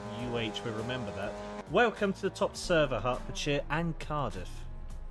And Bath and MTU as well. Bath and are in- UOL. You're quite right, Jess. I didn't see them there. Yes. I okay. pointed it out in the first bit. UCLM is here as well. We got Bolton again. York A. Florence is back. Oh, good to see Florence. I'm not seeing And Glasgow. Vigo. I'm not seeing Glasgow. Where's South? Well, I'm not seeing Glasgow. Any team. I am seeing Southampton though. I do have a few shout-outs to do before we line up on the grid. University of Leicester Racing saying, we are about to cook, apparently. Biz saying, my goat, Ian. Elsewhere, Darren Davison asking, how come Hurts, but how come Hull A is number 1? And there's some other stuff going on in the chat that I'm just not going to get in there. What is the breaking news, please? Glasgow qualified 23rd. No. Oh, no way. There must be a soundboard sound effect for that somewhere that you've got to hand But that does mean that they're top of server 2. It was the fastest 22 to get through into the top server. If it was any other night, if it was 25, they would have been in server 1. Absolutely. I'm looking at the chat, by the way. There's loads of bets going on for money again. They missed out by 0.04 of a second. Portsmouth B. Portsmouth B knocked them out. Portsmouth B. Where is Portsmouth B? Portsmouth B are... 14th in free practice. Okay. Here we go then, lining up on the grid for race 2 of round 2, the Formula Student Sim Racing Series, and Top Hat Tyler takes pole in first place for Hull. In second, it's York A. Southampton, good to see position them in lower than second. previously. They're down in third. Bolton are in fourth. College Dublin take fifth. Meanwhile, FRT, Florence are in sixth. Bath are in 7th, Vigo in 8th, UCLM in 9th, University Hull 8th, I can never get that right. Hertfordshire are in 10th, Queen Mary Formula Student are in 11th, UE, up the UE, are in 12th, Cardiff 18, Friends of UE, they are in 13th, University of Leicester are in 14th, apparently they are about to cook, so stand by there. Meanwhile, MTU, Munster are in 15th, King's College London are in 16th, Aberdeen in 17th, Victoria are in 18th, University Wales, Trinity St David are in 19th, Hertfordshire's B team are in 20th, Hull, oh for goodness sake, 21st it's Exeter, but they're not last because rounding out them with a fantastic drive to put themselves into the top server, out qualifying Glasgow's A team, it is the B team from Portsmouth. So we've got 37. Sorry, I was going to say Exeter they're one driver and entries Portsmouth again. B are one driver entry, so that's why. I'm also... and so is that. I think everyone from 17th downwards, Giles and Monty, are one driver entries. That would make sense. Because I know Miss Scottish would in race 1. I know that. That's a very good point, Jess. Very well called out there. I'm just going to say apologies in advance because I don't know why, but for some reason the game has uploaded Glasgow's skin from last year onto Leicester's car, which I know is not what they've designed. I'm going to see if I can sort that out. I don't quite know why it's pulling them up, but that's not Glasgow we're looking at there. That is Leicester. Oh, that's going to be so confusing, Monty. Oh, it's all right. It was even confusing enough with the multiple yellow and blue liveries. Yeah, I know. I get that. Sorry, guys. My question to you two, though. Yes. How many places can Exeter make up on the first lap this time? I'm going to go solid 15. I'm going to go with 15 as well. I think... I think some will say Leicester's going to cook. I think Leicester are going to go in quite a few places as well. Watch out for Vigo. They're 8th at the moment, but I could see them up there. But my money is going to be on Hull A to take this win. Leicester are not happy with the mix-up with the liveries. They've called it corruption. Meanwhile, Exeter are very confident they can do it again here for the second time tonight. We're a minute away from lights out. Your top 3 then, Hull A are in pole. In second, it's York. And in third, it is Southampton. Southampton qualified in second previously. They were in second come the checkered flag. Can they get up into the top 2? I don't know, but I must say I'm really excited for this because we saw some spectacular racing moments ago, and we're going to see some more spectacular racing very, very shortly. Seconds away from lights out for the second time tonight as part of the Formula Student Sim Racing Series, brought to you by the iMechie and Williams eSports. Big thank you to both of them. This is where it comes down to a combination of engineering and driving. The future of motorsport is here. You may not know the names now, but come the next 10 to 15 years, trust me, the next Adrian Newey is somewhere in this field. So keep your eyes peeled. It all comes down to this. Hull in first, York in second, Southampton in third, Bolton in fourth. What's going to happen? We're about to find out. Here come the lights. Here come the revs. Here comes the action. We're at Charlotte's Roval for the second time tonight. 6 lights on your screens. Up come the revs. We're about to go racing. Boogity, boogity, boogity. They're out of the gate, and here they go. And Hull have got a great start, as do York A, and Southampton having to fend off Bolton. Meanwhile, Cardiff go through immediately on Leicester. That's a great move for them. And off they go. And there's a real big bunch up at the back. And there's drama at the back. There's a car punted off facing the back row. That's not good for whoever that was. It is the Hull B team. They are back down in last position. Absolutely gutting for them. Meanwhile, Hull A having a far better time. They've gone away with it. Top Hat Tyler pulling away in a big way. Meanwhile, Southampton have been swamped here, and they've got plenty of action around them. What has gone on for the team that started in third? They're holding on to third, but Bolton might have something to say about it as Bath move up on University College Dublin. It's all bunching up. This is going to be really intense, Jess. There's a lot of blue and yellow cars in the top 5, let's just say, and they do mean business today. But Florence dropping back a little bit. We've got Vigo down the inside, as well as Hertfordshire trying to make their way past Florence as well. Florence is down tonight now. They're switch positions like a car parking. This is absolutely sensational stuff. This is the road section that we're seeing at the moment, and now they're going on to the oval section. Here comes the Fox. Trying to take the high line or the low line, we'll have to wait and see. You can see the likes of Queen Mary trying to go into the fold too, chasing down Florence. Cardiff. Alan Farmer is making his way. He has made loads of positions so far, and he's being chased down by Queen Mary. And we've got Hull A being chased down. Southampton has passed York A for second place. Oh, and it's a big contact between Cardiff and Queen Mary, and Cardiff have managed to hold on to it, but King's College London have taken full advantage of that. Queen Mary will have something to say about it. I imagine a steward's inquiry is pending there, as they've been overtaken by a great swathe of cars. Meanwhile, you're on board with University College Dublin, who are under pressure from Bath here. Little bit of toe punting going on, little bit of back rubbing. That's a big one into the wall. Go University College Dublin. They're sideways across the racing line. They're trying to get out of there. They're going to have to wait for the traffic to come past. They're reversing out of the way of College Dublin. People trying to get out of the way, and Exeter going well wide to try and avoid College Dublin. And that's not gone well for the team from Devon. Not to mention, of course, I think it was Portsmouth B team got affected by that as well. Yeah. Absolute disaster for College Dublin. Yeah, quite a lot of teams getting caught up in that, and that just shows if you go off the circuit like that, you lose so much time with how short the lap is as well. Meanwhile, Bolton's back in the fray as well. Look at that. Bolton's made quite a few places in this race. They're up into the podium positions, being hunted there by York A. I wonder if York A is trying to use that toe and slipstream to get past these guys, but they got Southampton and Hull A working together. I doubt they're going to close up to them, but we saw that with Hull A earlier on. Hull A are doing absolutely fantastic. I wonder if Southampton have got something up their back pocket towards the end of the race. Keep an eye on them. Getting a bit squiffy there, well held by York. Those curbs really pushing the cars up into the air and losing that stability.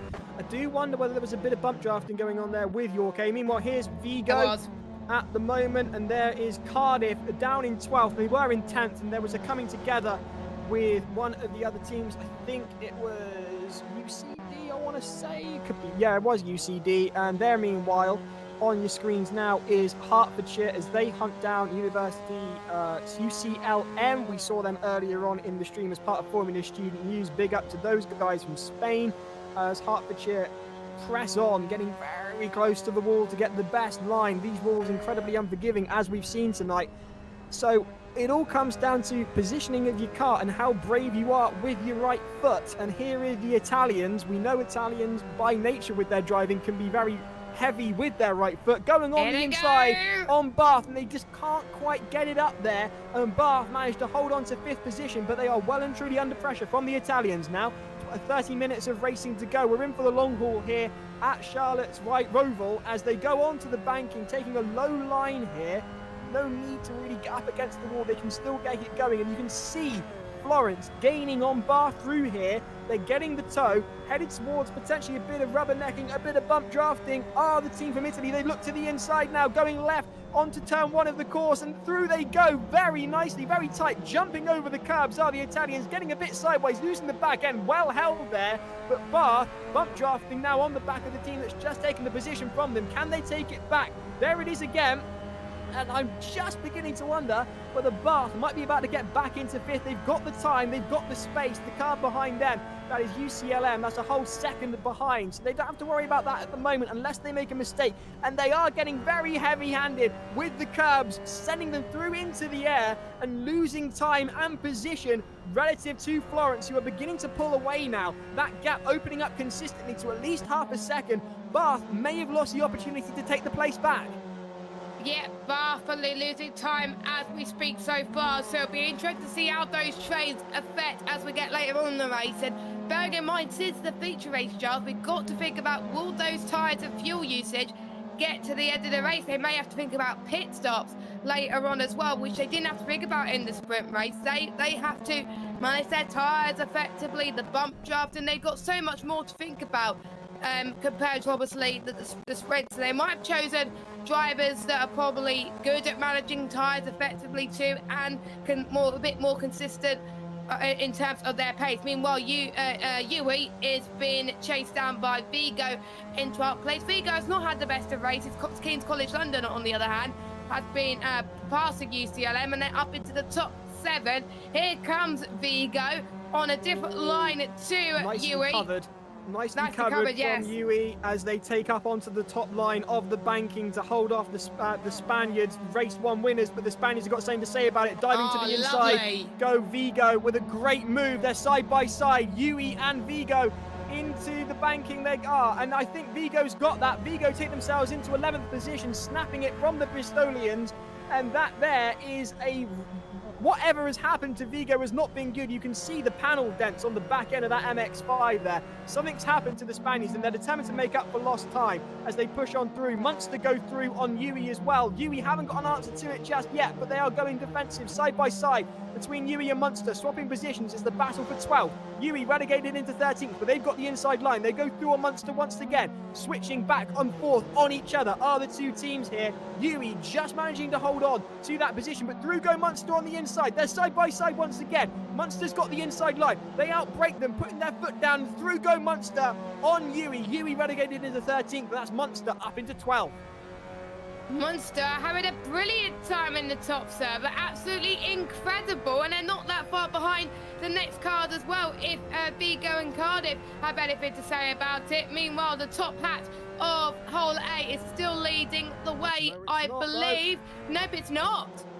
Or is it? Or is it? No, it's a timing. Timing issue. Timing issue. Don't worry, top hat's still at the top. Yeah, it is Hole A that is leading the top hat. Davison showing what he means bids at the moment. There's a lot of top hats going on in the chat, a lot of support going on there, and Duran Davison saying Hole A are flying. It must be the top hat, and I agree. I wonder if it is the top hat. Well, I'm sure Giles will ask that if we get to interview him later on. Meanwhile, King's College London, we don't know where they are because we're not sure if the timings are settled or not. King's College London at the moment are in 7th. That hasn't changed for a fair while, so I should think that is stabilising. They'll be fine. Yeah. On screen are your race leaders, Hertfordshire. Now it's over to King's College London, who are hunting down Bath in a big way, looking to bump draft the team from the southwest are the Londoners. Looking onto the inside, going right down them are King's College London, and they take the position just about up into 6th for a brief moment. Can they hold on to it? It does look like it, but it looks to me like Bath are going to attempt to bump draft their way through now. and this is going to be very tight for 5th, but that looks to me like, I say 6th, I should say, and Bath have really done themselves out of the 5th position by just glancing the wall, and it looks like a small issue, but that's going to lose them time, effort, and energy, and as a result, King's College London are safely up into 6th. Absolutely. I did say that was a team to look out for. It was a shame they weren't up there in race 1, but it just shows that they could focus on what's at hand now. They struggled a bit in race 1. They knew what to do. They had some time to just have a little bit of a think about what went wrong, and they saw what their first driver could do, and they saw what the other drivers can do, and it's about analysing how can they do better in race 2, and they're definitely doing better in race 2. They probably like the longer races, Giles. I think obviously we're so much used to the 25-minute races, not the 15-minute, and they're usually better at managing times anyway. So this is a format, Giles, that's working really well for King's College London. Bolton up into 3rd position, and they're hunting down your championship leaders, Southampton, getting very close. That you can see the headlights of Bolton reflecting off the back end of Southampton in a big way. I imagine it's the same in the rear view mirrors of Southampton, who are now under pressure from the Boltonians as they look to the inside. Not enough room to go there. Defending wildly are Southampton, who are determined to hold on to this 2nd position, but can they through the banking?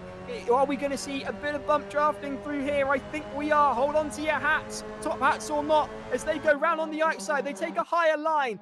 Do Bolton. They've got to put their foot down here if they want to make this stick. They're going side by side. Are Bolton and Southampton. This is absolutely spellbinding stuff. Into turn 1 they go, and looks to me like Southampton do have the line. They really do. Southampton have just held on to 2nd position, but they are very unsettled, and Bolton are looking to capitalise on that. This is going to be very close indeed. Stick with this. It's the battle for 2nd position. It could well be the battle for the lead as things pan out, as we saw in race 1. This will have a knock-on effect. The pair of them dicing it about will invite York up into the fray, and the Italians from Florence, as Bolton close in on Southampton for another go of it here. Oh, look at this! Look at this, they're using a bit of history. Oh, that got very close indeed. They're back onto the road section now. There's really not a lot of room to manoeuvre here. They've got to get their line perfectly, getting close to the wall without actually touching it, because they're so unforgiving. Forming a student and IMEC. Look at York's in this. York's in this as well, and that's exactly what we've seen in race 1.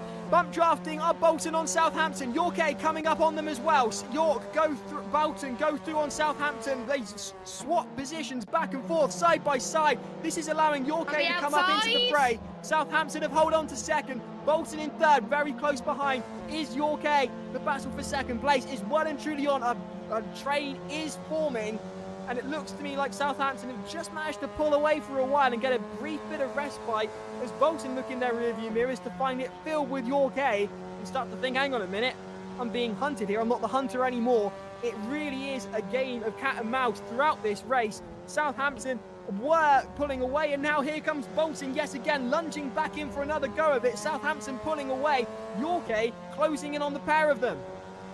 It's a battle of the blue and yellow cars, it looks like, Giles, for 2nd place in this race. And we also got King's College London fighting Florence, UE fighting University of Wales Trinity St David. UE is up into 12th place right now, and I think King's College London, it's not going to be that long before they're in the train. So with Florence, Bath as well, maybe UCLM, we could have the closest train that we could ever see in these races tonight, and we can see a bit of slipstreams being made from King's College London now as they're trying to take advantage on a lot of the action that's happening around them. Here comes Florence, they're on the attack. So it's, oh, what's happened to Cardiff? Cardiff is having a bit of bump drafting with Exeter, it looks like.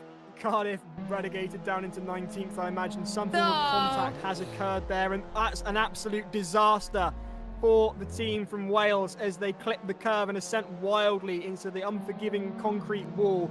Major damage sustained to the Cardiff car. That's Cardiff down into 21st position, a round they'd rather forget, I should imagine. Server 2 in race 1 and down in 21st for Aaron Farmer in race 2. Might well be their drop round here at Charlotte's Roval. Meanwhile, here's York A, was closing in on the battle for second between Bolton and Southampton. That's still going on. York A closing in very closely now. Where did that come from out of nowhere? York A just making that gap disappear like it's nothing on Bolton. And there's King's College London as well. They're in this. This is getting really tight in the top 5. So your top 5 as we have it. You've got Top Hat Tyler in first position, pulling well away from the rest of the pack with a gap of 4 seconds. Then you've got Southampton in second. Very close behind them are Bolton, followed by York A, and then King's College London are in the fray. Not to mention Florence from Italy might have something to say about it as well, as through go Whale Trinity St David on Yui. Yui going onto the grass and having a bit of a time of it as Queen Mary look to go through on them as well, and they do so with no bother whatsoever, like a Sunday drive for Queen Mary Formula Student. Yeah, Queen Mary was my prediction for the overall championship. I probably would take that back, unfortunately, and I should have gone with my gut feeling, gone for Southampton. But Southampton are showing that consistency is key, because, of course, they did really well in round 1. They're doing really well in race 2 with the podiums as well. And sometimes you don't need to necessarily win to be top of the championships. We, of course, got the engineering challenge still to play for as well. They might have done very well in that. We don't know. The only one that knows the scores on the doors for that will be Monty, which we'll go through after this. Meanwhile, the top Pat Davidson is leading the way by 4.4 seconds. The fastest driver out there on track right now is definitely showing why that they picked him for the Roval track. I don't think they'll be using that as their drop round, will they? I certainly doubt it. I've got a funny feeling that you could probably park the Titanic in the gap between Hull and Southampton. Meanwhile, plenty of drama going on in the second server. James, what have you got for us? Well, the shocking news so far in server 2 that our championship holders, Glasgow A team, are in the bottom server for, I think, the first time ever. I think it's been a very long time since that's ever happened, but they are winning, of course. They are keeping the name alive. There will be winning ways anyway. They're closely followed by Hong Kong University of Science and Technology, and they're closely followed by the York B team. No, not too many close racing going on. There's not been any huge mistakes or crashes, thankfully. Edinburgh were leading the race early on, however they've fallen back in the field. Maybe they've had a mistake at some point. I didn't see it at the time, unfortunately.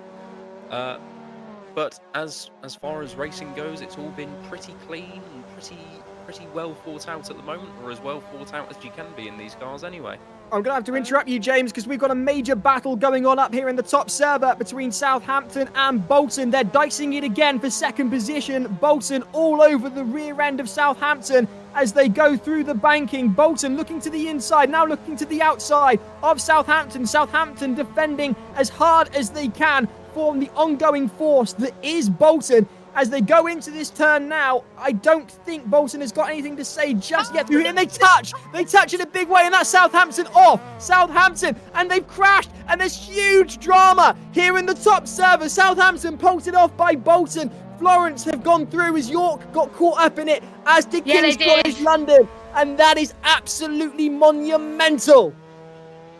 Wow.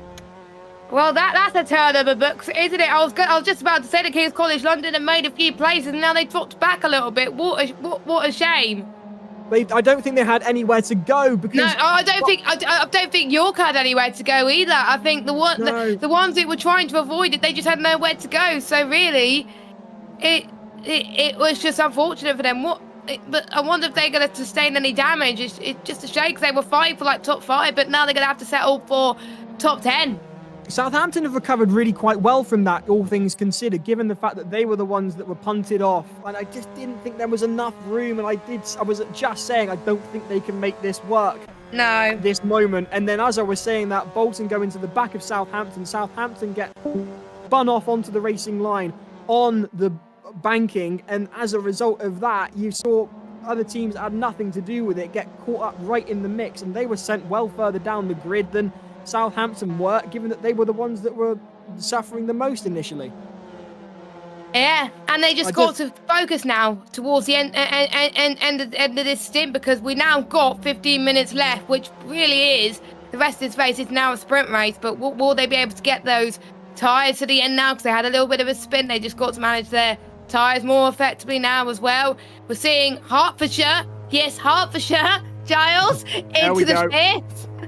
Hertfordshire are in the pits. Listen, I said it right. There we go. So Hertfordshire are the first team that we've seen to start, followed closely by University Welsh Trinity St David. Just want to say thank you ever so much to James for bringing us the latest in the second server, and we can only apologise for kind of cutting him off there, but there was so much going on. But James, thank you ever so much, and we look forward to finding out the end result of that in server 2. Can Glasgow hold on to the lead? Their first time in the bottom server, by all accounts, a major drama here on a night of continuous drama. Meanwhile, here's Hull's B team as they close in on Aberdeen, and another team are in the oh dear Aberdeen, what has gone on there?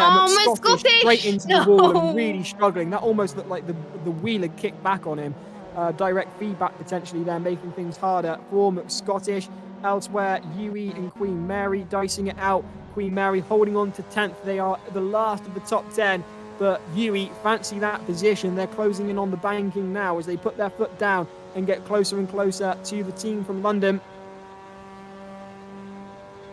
Yep, I think some of them are just trying to pretty much capitalise on their mistakes now and try and fight for the comeback, because points mean position at the end of the day, and some people learn really from how they come back from it. They just can't afford to have a negative mindset, and we're starting to see that with King's College London. They're focusing on Bath, I have to say, doing splendid to recover from that and be one of the ones, the beneficiary of that, to really not have that much of an incident when they get caught up with the likes of Southampton and Bolton. So they really benefited from it. King's College London, they're going to try and send it up the inside potentially. No, Bath covers off that very well. Just ahead to the end of the road section and into the oval. This is really the fight for 5th place now between those two teams.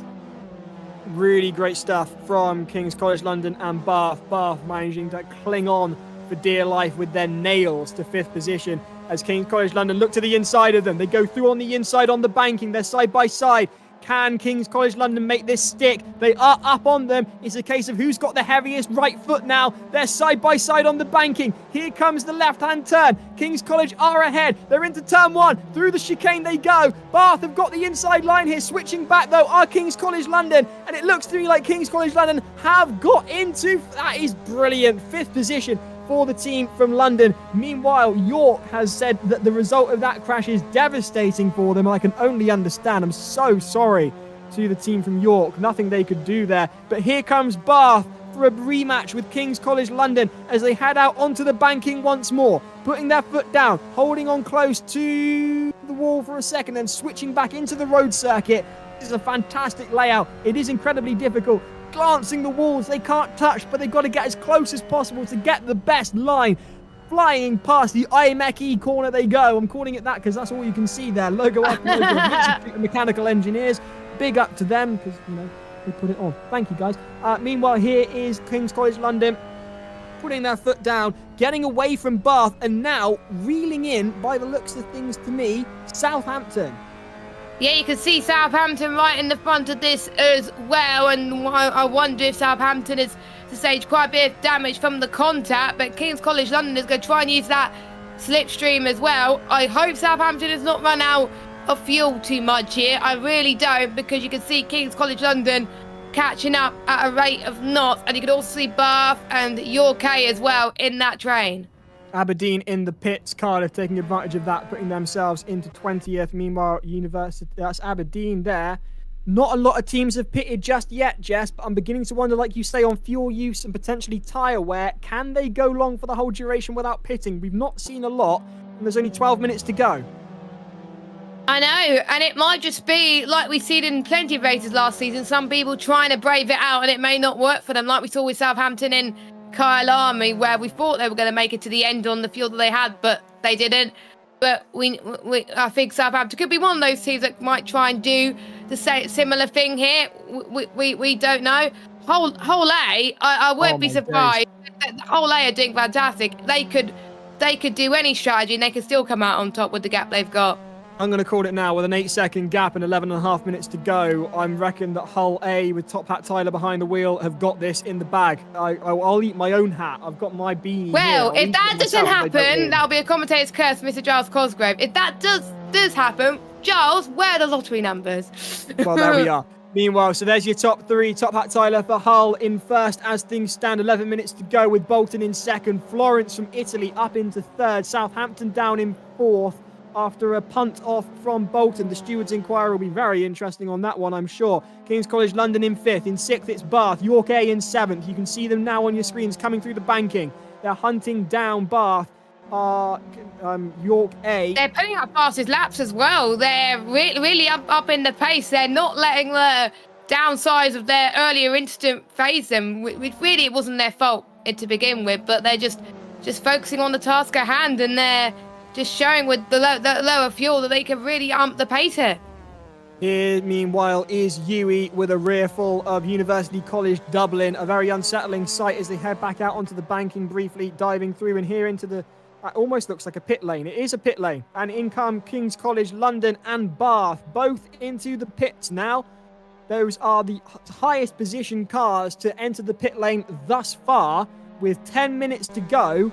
That was a quick stop at King's College London. Is it just a splash and dash? Yeah, it was definitely a splash and dash. There's no the way tyres can get to the end. The tyres can get to the end. It's just the fuel they got to worry about. So if I were any of the teams, I would just do a splash and dash if I were you, because if you put on tyres as well, it will take a bit longer. And it's one of those tracks where the tyres could last a very long time. Meanwhile, University College Dublin are in as well. Bit of a longer pit stop for them as they come out of the pit lane. They do out of the pit lane come University College Dublin, and can they make it out ahead of UE is the question. Heart A, though, that's a really substantial lead. Heart A, Hull there with what I must say is an impossible lead to overcome. They're pitting, Giles. They're coming into the pit. To be honest, they could have pitted any time and still come out in the lead. Splash and dash, and they should be absolutely fine. So here comes... I must say, though, York A going down in fifth.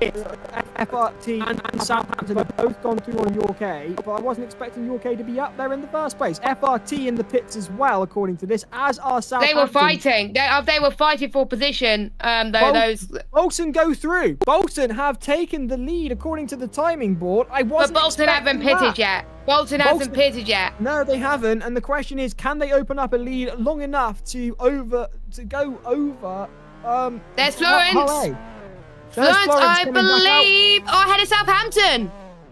Florence are indeed ahead of Southampton then. So your top five, as things stand now, Bolton, who have yet to pit, followed by Top Hat Tyler for Hull. In third, it's FRT. King's College London have gone through on Southampton on the pit exit. Bath are now in sixth with York A in seventh. Here's Exeter, who've managed to make it up into ninth. But your race leaders, as things stand, they caused a bit of drama tonight. It's Bolton. The question is, with 8 minutes to go, when are they going to pit? They've opened that gap up on Hull with a gap of nearly 10 seconds. That still won't be enough, I don't think, to hold on to the lead under a pit stop. Are they going to be brave? Are they going to do an Oxford and try... No, they're not. They're coming in, Giles. They are coming in then. Here's the question. Have they got enough of a gap built up to come back out into the lead? I can't think they do. They don't, because it was around about the same gap as what Hull A had when they came into the pits, and Bolton was about 9 seconds ahead. So, yeah, Hull A have got this one in the bag, I think. Hull A have managed this one perfectly. They've got the pace. Here they come now, Top Hat Tyler. Oh, I can't wait for you to speak to him later on. As here they come out of the past the pit lane exit. Hull A in the lead. Hull A have thoroughly taken the lead back from Bolton. They tried the overcut. It didn't quite work out for them. FRT coming through now. Can they get ahead of Bolton? Bolton have, looks to me, got back out there, and that's Florence definitely sticking it in third. Bolton have got a gap of 7 seconds now. Here comes Exeter into the pits. That means that you'll see UCLM go through on them, as well as Munster. and how many other teams are going to pass the Devonshire team before they get back out on track. A fair few by the looks of it. Meanwhile, here is Leicester. They're into the pits as well. And they're reversing. They overshot their pit point. Whoops. They're obviously looking for people in orange rather than Glasgow livery. Whoops. Yeah. We're so sorry, Leicester. We're so sorry. I don't think they're best pleased about that. Meanwhile, Hertfordshire have, I keep saying it's Hull. Hull have opened up the gap to nearly 8 seconds now. Should we do a counter of how many times Giles says Hertfordshire instead of Hull A? You break it, it ends up blowing up. Meanwhile, so Hull have opened that up again. And meanwhile, here's Queen Mary coming up on UCD, University College Dublin, under pressure from Queen Mary. As they go through on the banking, can they get on the slipstream? They've got the slipstream now. They've got the tow. Do the Londoners on the Dublin side, and they go round the outside. A very interesting move that they've managed to make it work, and that's a track limit.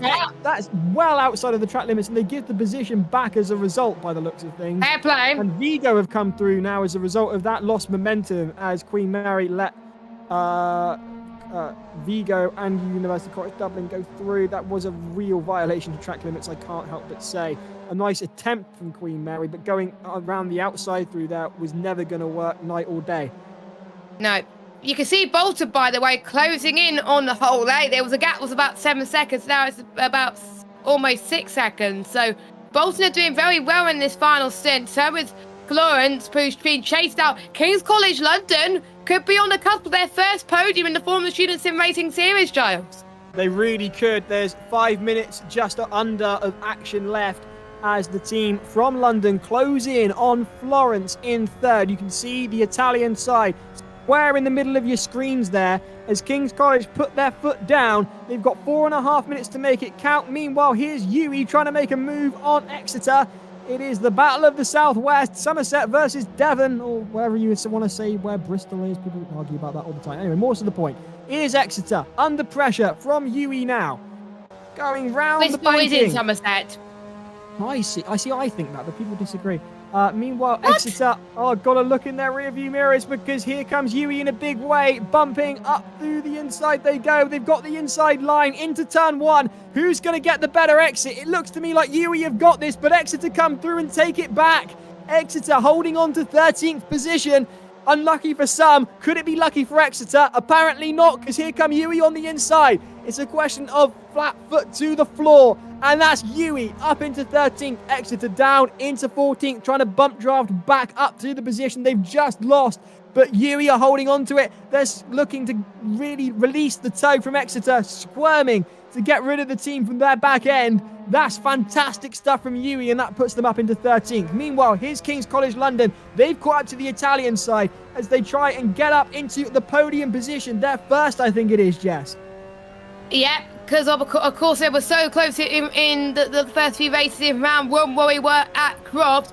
And we said this is a team to keep an eye on this series because they've been absolutely on fire. They're keeping to the right-hand side line of the oval, now going on to the chicane. Unsurprisingly, they back out of this one because otherwise they could see Florence trying to fight on them again. They are going to get the tow on Florence as they head towards the final few moments of this lap. I think King's College London might take the high line here, or they're going to stay to the low. They're going to stick to the low for now as they head towards the start-finish straight. Here goes King's College London. Beautiful move, potentially around the outside. They could have dug it through. That was fantastic. Fantastic for King's College London. At the moment, they're onto the podium. Absolutely stunning from King's College London. Florence. Florence has suffered badly as a result of that. It didn't look to us, Jess, like there was any sort of contact there, though. I don't see why Florence had been put back down into 7th as a result of that. It looked like a fairly I clean wonder move. if there must have been some, or I wonder if it was Southampton. I don't know. It was hard to say. We didn't see any contact. Potentially there was. Do correct us if we're wrong here in the comments, but that's gutting for the Italians, who had a very, very strong showing in race 1 and were on track for a very strong showing in race 2. Not to say that 7th isn't any good, but it's not as good as, say, 3rd or 4th, which is what they were looking at until moments ago. Southampton will have claimed 4th, the championship leaders as of the end of round 1. That could well be about to change at the end of tonight, especially with the engineering challenge coming in as well. Lawrence looking to get past York A and Bath and claw their way back up into 5th with 1 minute 40 of racing to go. University of Leicester have been overtaken by Hull's B team. Meanwhile, looking to get the toe, and they're going around the outside. FRT on York A, but they don't quite make it work as they go through the chicane, trying to cling on to the back end of York A. Is there another opportunity to come here through the banking? They go low, following the same line as York A ahead of them, trying to get in through the draft. Can they make it work? They're closing in rapidly now. The first corner of the lap is approaching as they go through. Can they look to the inside? Can they look to the outside? They're staying right up in there. There's got to be a ray round here soon and very shortly because the clock is running out. They've not got a lot of time to make this happen if they want to, and I don't doubt they do. Florence, a fantastic drive tonight, but just not able to get through on York at the moment.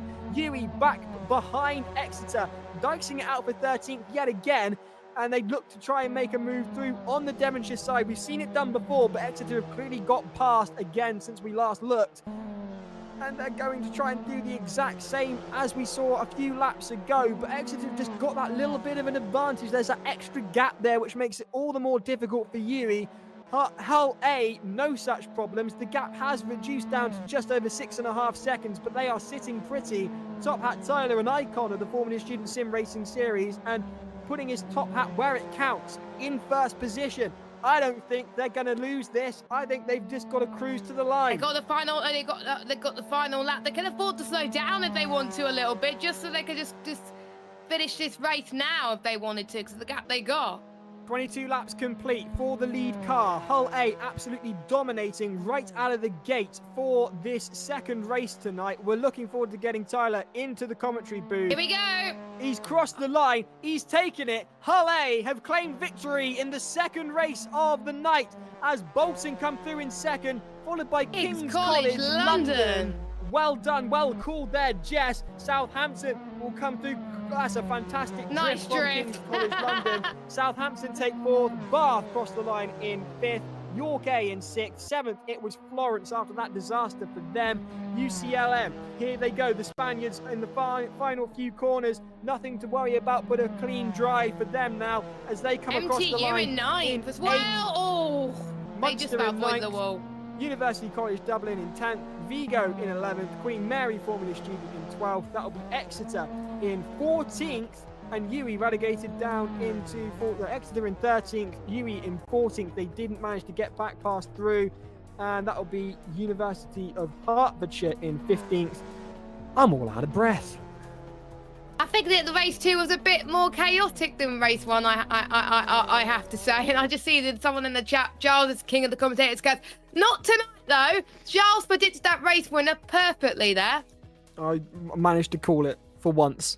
The one and only time, I must say. But yes, Darren Davison saying, Giles, it is confusing, but Top Hat Tyler has control from the start. 2 right he has. Meanwhile, Alexander Mossberg, KCL, right on the back of 3rd. Twitch saying, but Yui is in South Gloucestershire. It is confusing. Honestly, where people consider Bristol to be, is it its own county? Is it Avon? Is it Somerset? Yui being in Gloucestershire doesn't help matters at all. Meanwhile, Twitch saying, go Ian Alexander Mossberg. Let's go Ethan. Get in there. My boy, let's go. Darren Davison, great drive by the one and only Top Hat Tyler.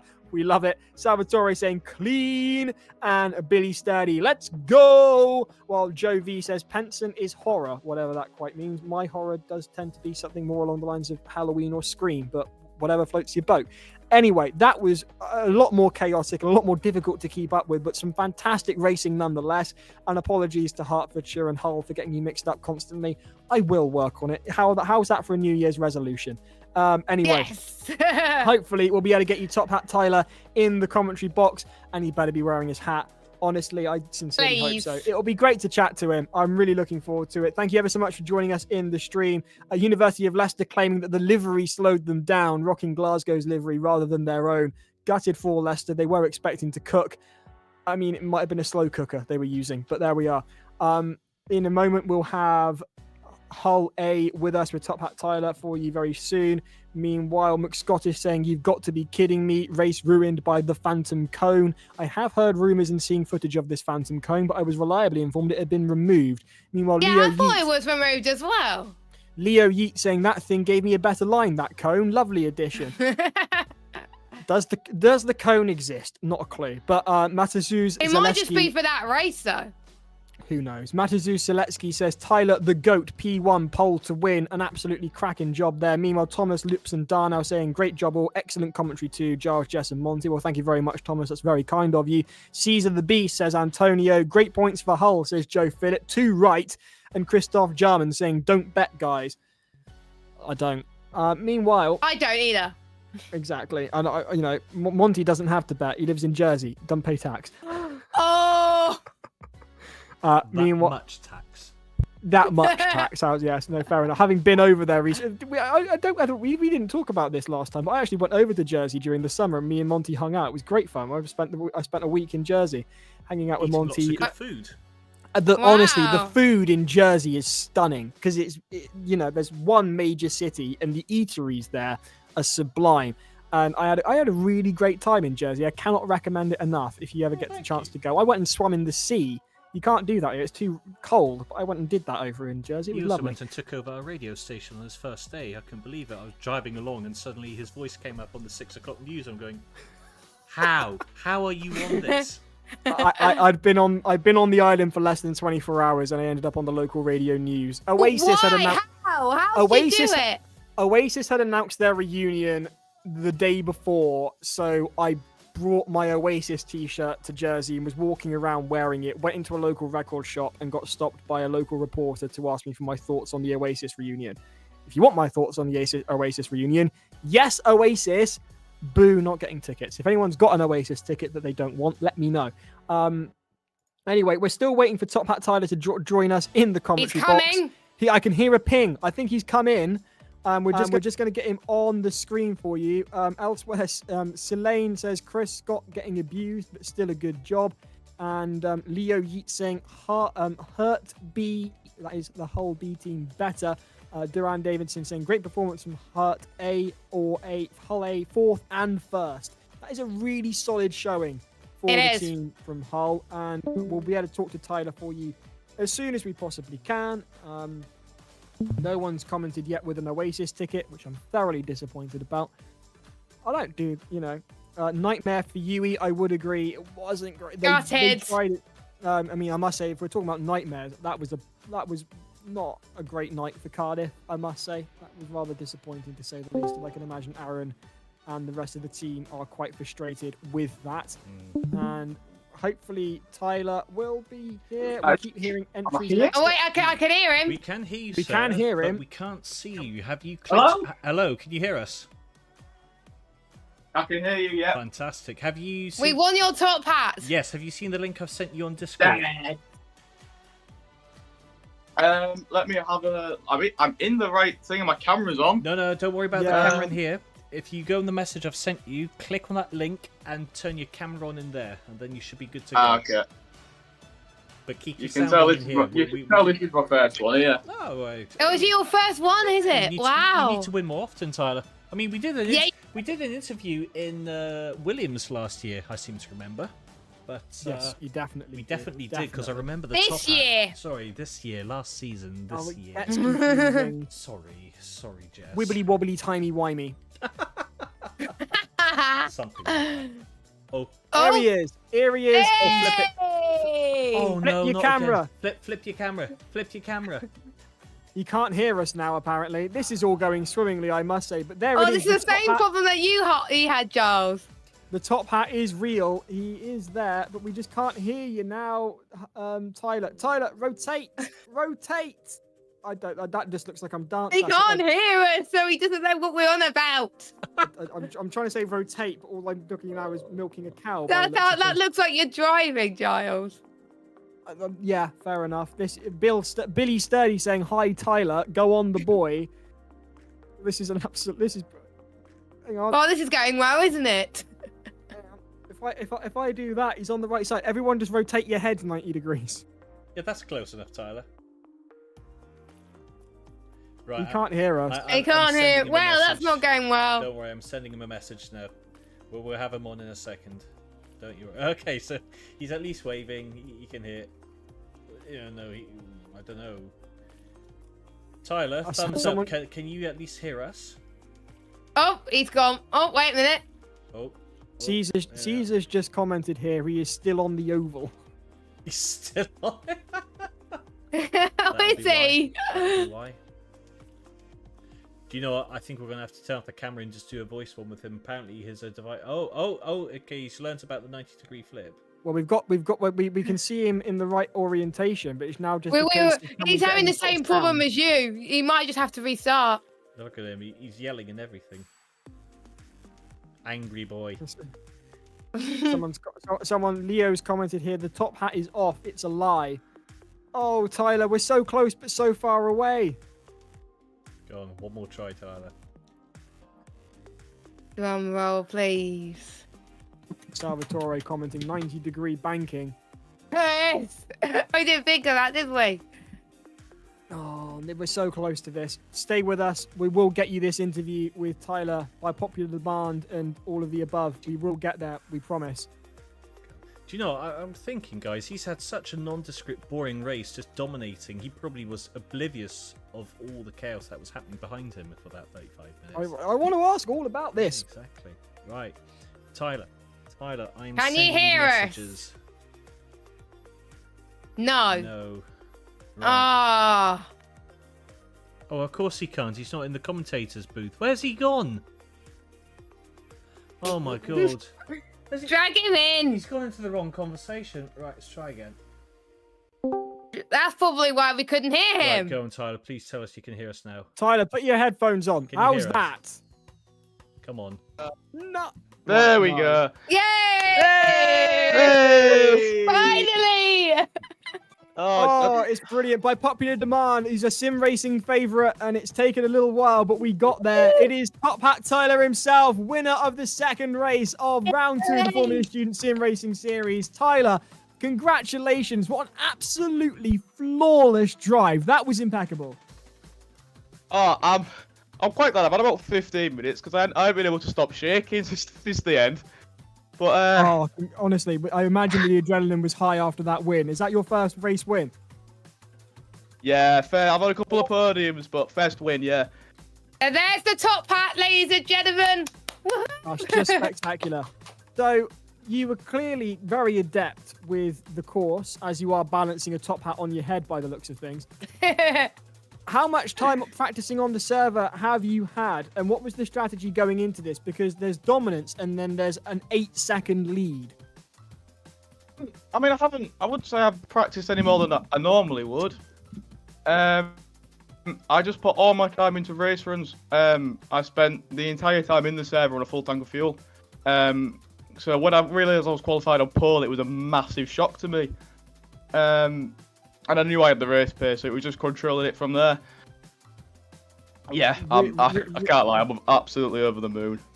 So you should be. I can't remember the last time I won anything. It's a great feeling to have. Hold on to this. Go into Christmas feeling like this, and you have a great Christmas, to tell you that. I must say, the pit stop, I was worried for you because I did call your win about halfway through, and I thought, I hope he does come through now, otherwise I'm going to look real bad as cursing him. And it looked for a moment like Bolton might have gone and overcut you, but you still managed to maintain it. Was there any stress on your part with that when you realised that Bolton had stayed out? Yeah, because I was in a call by myself with obviously with a PC and whatnot, so I want to show everyone's strategy. When I saw Bolton do a lap extra, there was a million thoughts in my mind thinking they've already pit. Yeah, and then I had a bit of an issue. I missed, because of the race start was at the other side of the track, I thought I'd done the fueling, so I spent about 3 laps lifting and cursing after I pit thinking, oh, I've done the fuel here, and then it clicked how to add numbers together, and, oh no, I'm alright, so... Yeah, it was one of them things where sort of every little thing that could go wrong plays around in your head, but then eventually was alright in the end. Because on track from the outside looking in, you looked cool as a cucumber, so you wouldn't realise that all of these anxieties are playing about in your head, but of course it's only natural to consider every eventuality and every possibility. So no wonder you were shaking. I imagine it was a relief to hold on to that first position and cross the line come the end. Yeah, gotta say when you're controlling a race like that at the front, it is relief than anything at the end, because I mean you can lead 33 minutes, 34 minutes, but if you're not in front at the end, then it don't mean anything. So it's just that pressure of constantly having someone behind you all the time. Yeah, they kept me on my toes, to be fair. It definitely wasn't as easy as it looked, but to say, to be honest, yeah, I think buzzing. It's a real testament to your talent that you made it look as easy as it was, given how stressed you clearly were. So a massive congratulations. How is Hull's car coming? How is the Formula Student car coming ahead of Silverstone in a few months' time? You're asking the wrong person here, to be honest, mate. I'm not a huge help in the manufacturing side. I drive. That's about it, to be honest. I'm not a huge help in the manufacturing side. So you do the talking on track, not behind the scenes, basically. Yeah, that's one way to put it. I'll drive and make all their hard work look pretty, but I mean the ones making the cars do the hard work. I just make it look pretty on the track sometimes. So alongside the sim racing, is there a chance of seeing you drive Hull's actual car if it gets through scrutineering at Silverstone? Brilliant. Will you get a personalised helmet with a top hat on it for us, please? I mean, I've got a pretty special helmet, but now you've said that is very to me. So we'll have to find out. Even if it's just like a transfer sticker onto the side of the helmet that is just a top hat, I just think it's got to be done. I really do. Or top hat merch. Joking. It's not the worst idea I'll in the see world. what I can do. You've got a brand going here, Tyler. You've got a lot of people that really do have a lot of time and respect for you. Not just here in the commentary box, but on the live stream as well. You've done yourself proud. Congratulations. Best of luck at Watkins Glen next month. Have a great Christmas. Thank you so much for talking to us. Merry Christmas. Very much. Merry Christmas, guys. Cheers. Well, wasn't that lovely? Absolutely fantastic stuff. That is Top Hat Tyler. Yeah, we got that. Took victory in the second race of the night, and I must say, I don't know about you guys, but after all that, I want to see how things stand. Monty, can we go to that, or is that a little early? In fact, we also need to talk about Server 2. We do, actually. And Engineering Challenge. So the results are almost ready. I think James is back in the server, so let's just chat about what happened in Server 2. Then I can tell you the final results, because let's think about it. It wasn't really a clear winner. Round one, it was quite an easy one. We knew Southampton ran away with that, but where were Hull in the first race? Where was Southampton in the second race there? This is going to be quite a close one, I think, actually, tonight, because I don't know who the overall winner is going to be. No, especially with the engineering challenges to consider as well. James, are you here? I am here.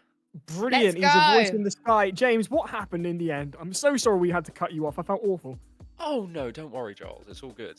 No, we had major drama going on in the last 10 minutes of the race here. But to go through your top 5 in the end was Hong Kong University of Science and Technology. Hey! Ooh, is that Redbird? Ahead. It is, Ooh. I believe so.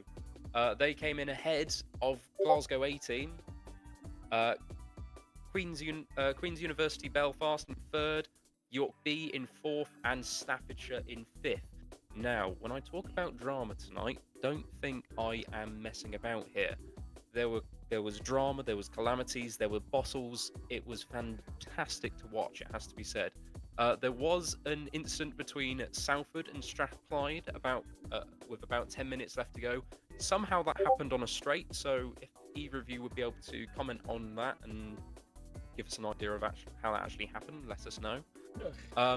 There was a clash of the Scots between Glasgow and Edinburgh as Glasgow were coming up to lap Edinburgh, and unfortunately perhaps Glasgow misread or Edinburgh closed the door a bit early on them, but there was a slight bit of contact. Was that why they lost a bit of time, potentially? Potentially so. Although I will have to admit on a bit of commentator's curse flat, because I don't know if you guys remember, partway through the race, I thought it was Glasgow's to lose, so has to be said. Blame James there. Why I was surprised to Later on see in the the Hong Kong race team in pole. as well, there was a bit of a bit of controversy perhaps because Glasgow had their A team and their B team in the bottom server for once, and the B team were lapped by Hong Kong University of Science and Technology, Redbird, if you will. But they didn't make it easy on them, so potential, a little bit of drama there, potentially. One thing but- I've noticed though, James, Queen's University Belfast and Nottingham Trent both gained 12 places. So they both did very well. They did, yes. They did do very well. Again, talking about Belfast though, they could have had second, but unfortunately, I believe on the second to last lap, coming off of the chicane, I think they took the curb a bit too harshly and tapped the wall a little bit, giving Glasgow the place. But still, a very great result for them, and like I say, good racing all round for the most part. Like I say, you rounding off your top 10, you had Warsaw, you had Nottingham Trent, Hong Kong Polytechnic University, Cardiff B, Surtees, Glasgow Caledonian coming up in 11th there. But yes, all very well and good. Very entertaining racing to be seen. Thank you, James. Wonderful stuff. Thank you ever so much. Really looking forward to hearing what goes on in Server 2 when we get to Watkins Glen next month. James, thank you ever so much, and Merry Christmas and Happy New Year. My pleasure. Merry Christmas to you all, and have a lovely time. Merry Christmas to you too, James. Okay, guys. Right then. I've got our final points for the night. Do it. So, do it. We're going to do race result, then we're going to do engineering challenge, and then I'm going to show you the championship standings, because this is a plot twist, which I wasn't anticipating. So, interesting. Pardon me, audience, as I turn to my other screen to read this all out, okay? So, here we go. This was an unpredictable one tonight, but after all of that racing, we can confirm that our overall winner for round 2 is University of Hull, 90 points. Southampton came second on 85, and look at that, Florence third on 77 points, a single point ahead of Vigo. I thought Vigo was going to be more ahead. I was expecting Florence for consistency. Exactly, because Vigo, of course, they won the first race, but they didn't make the top 10 in the second race. So that's what I mean. There was so much unpredictability there. Hull ultimately won because they had a first and a fourth. And yeah, they did. And Southampton, of course, they managed to get 2 top 5 finishes to keep their points score up. King's College London, though, I have to say, well done in their second ever race in this series. Finishing in 6th, and of course that podium in the second race there. I called it. Yeah, you did. University of Bolton, apologies, of course, that's a bit more like it for them. There they are in 5th position. Exeter, after all that chaos, still came 7th, so fair play to them from the back of the grid in both races. So they did manage to rake the points. Queen Mary University London, then 8th. Belfast in 9th. Oh, and actually York as well, 10th. Look at that, all on 58 points. I'm really feeling sorry for York, especially after that second race, because they were looking on course. It would have been. They would have been on for the 3rd place as well without that. There was nothing they could have done. So I feel bad for the York team. The York 18th. Yeah, exactly. Then we've got Redbird there in 11th, Dublin in 12th, the UE in 13th. UCLM there in 14th. Glasgow, our reigning champions, only 15th. Another bad race for Glasgow, eh? Another bad night. Exactly. So that was interesting, shall we say, to see these results come through. Now, before I show you what that does to the championship standings, of course, we've got our engineering challenge. So, let's go with that one. As I said, we had 21 teams submit forms. This was all about a challenge of trying to justify to our engineers lowering the center of gravity or reducing weight of the car. What is going to improve the competitiveness of it most? What did it turn out to be? I'm really intrigued by that. Was it lowering or was it weight? The majority said weight was the option. However, 3 teams were able to argue successfully of why lowering the ride height worked best for them. And this created some interesting results because, well, it sounds a bit like the old regular things that we've come to expect in the past year, because the winner of our first engineering challenge, the 10th challenge in a row, the University of Glasgow. Wow. Oh, that was unexpected, especially because since they have mostly newbies. That is impressive. Absolutely. York was a very interesting entry because they came to a different conclusion from most, but they did such a constructive conclusion. The judges were very impressed. This was their first ever attempt at submitting something. So there they are in third position there. Big congratulations to them. Hertfordshire as well did a good one, getting into sixth position there. Strathclyde as well. Look at that, them in fourth. They were very good at their engineering challenges last year. Even if the driving was a bit chaotic at times, their engineering challenge submissions were always on top. However, there's a big name missing here, and you can see them in 15th position. Southampton, Ooh. 0 points. Now, technically, they came second. But what caused them to have their entries not included? They did not submit the data to prove their lap time, their Motec data. They only submitted a report, but they did not submit the data, the supporting data, which the regulations state that they need to submit. And so it's a Dan Jones moment, isn't it? Yes, it is. It's a huge Dan Jones moment, and that's 45 points they've lost as a result. And this is monumental in the standings as we leave. And as Dan says, read the rules. Always read the rules, guys.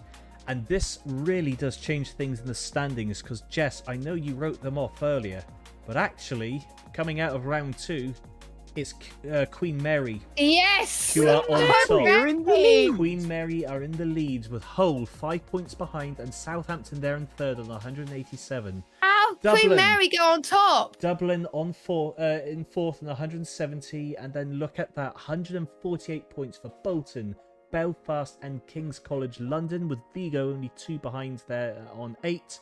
Cardiff University 9th on 132, and Glasgow, even though they've had 2 chaotic races, by winning that engineering challenge, that's thrown them back up into the top 10. Much needed points to try and salvage their season.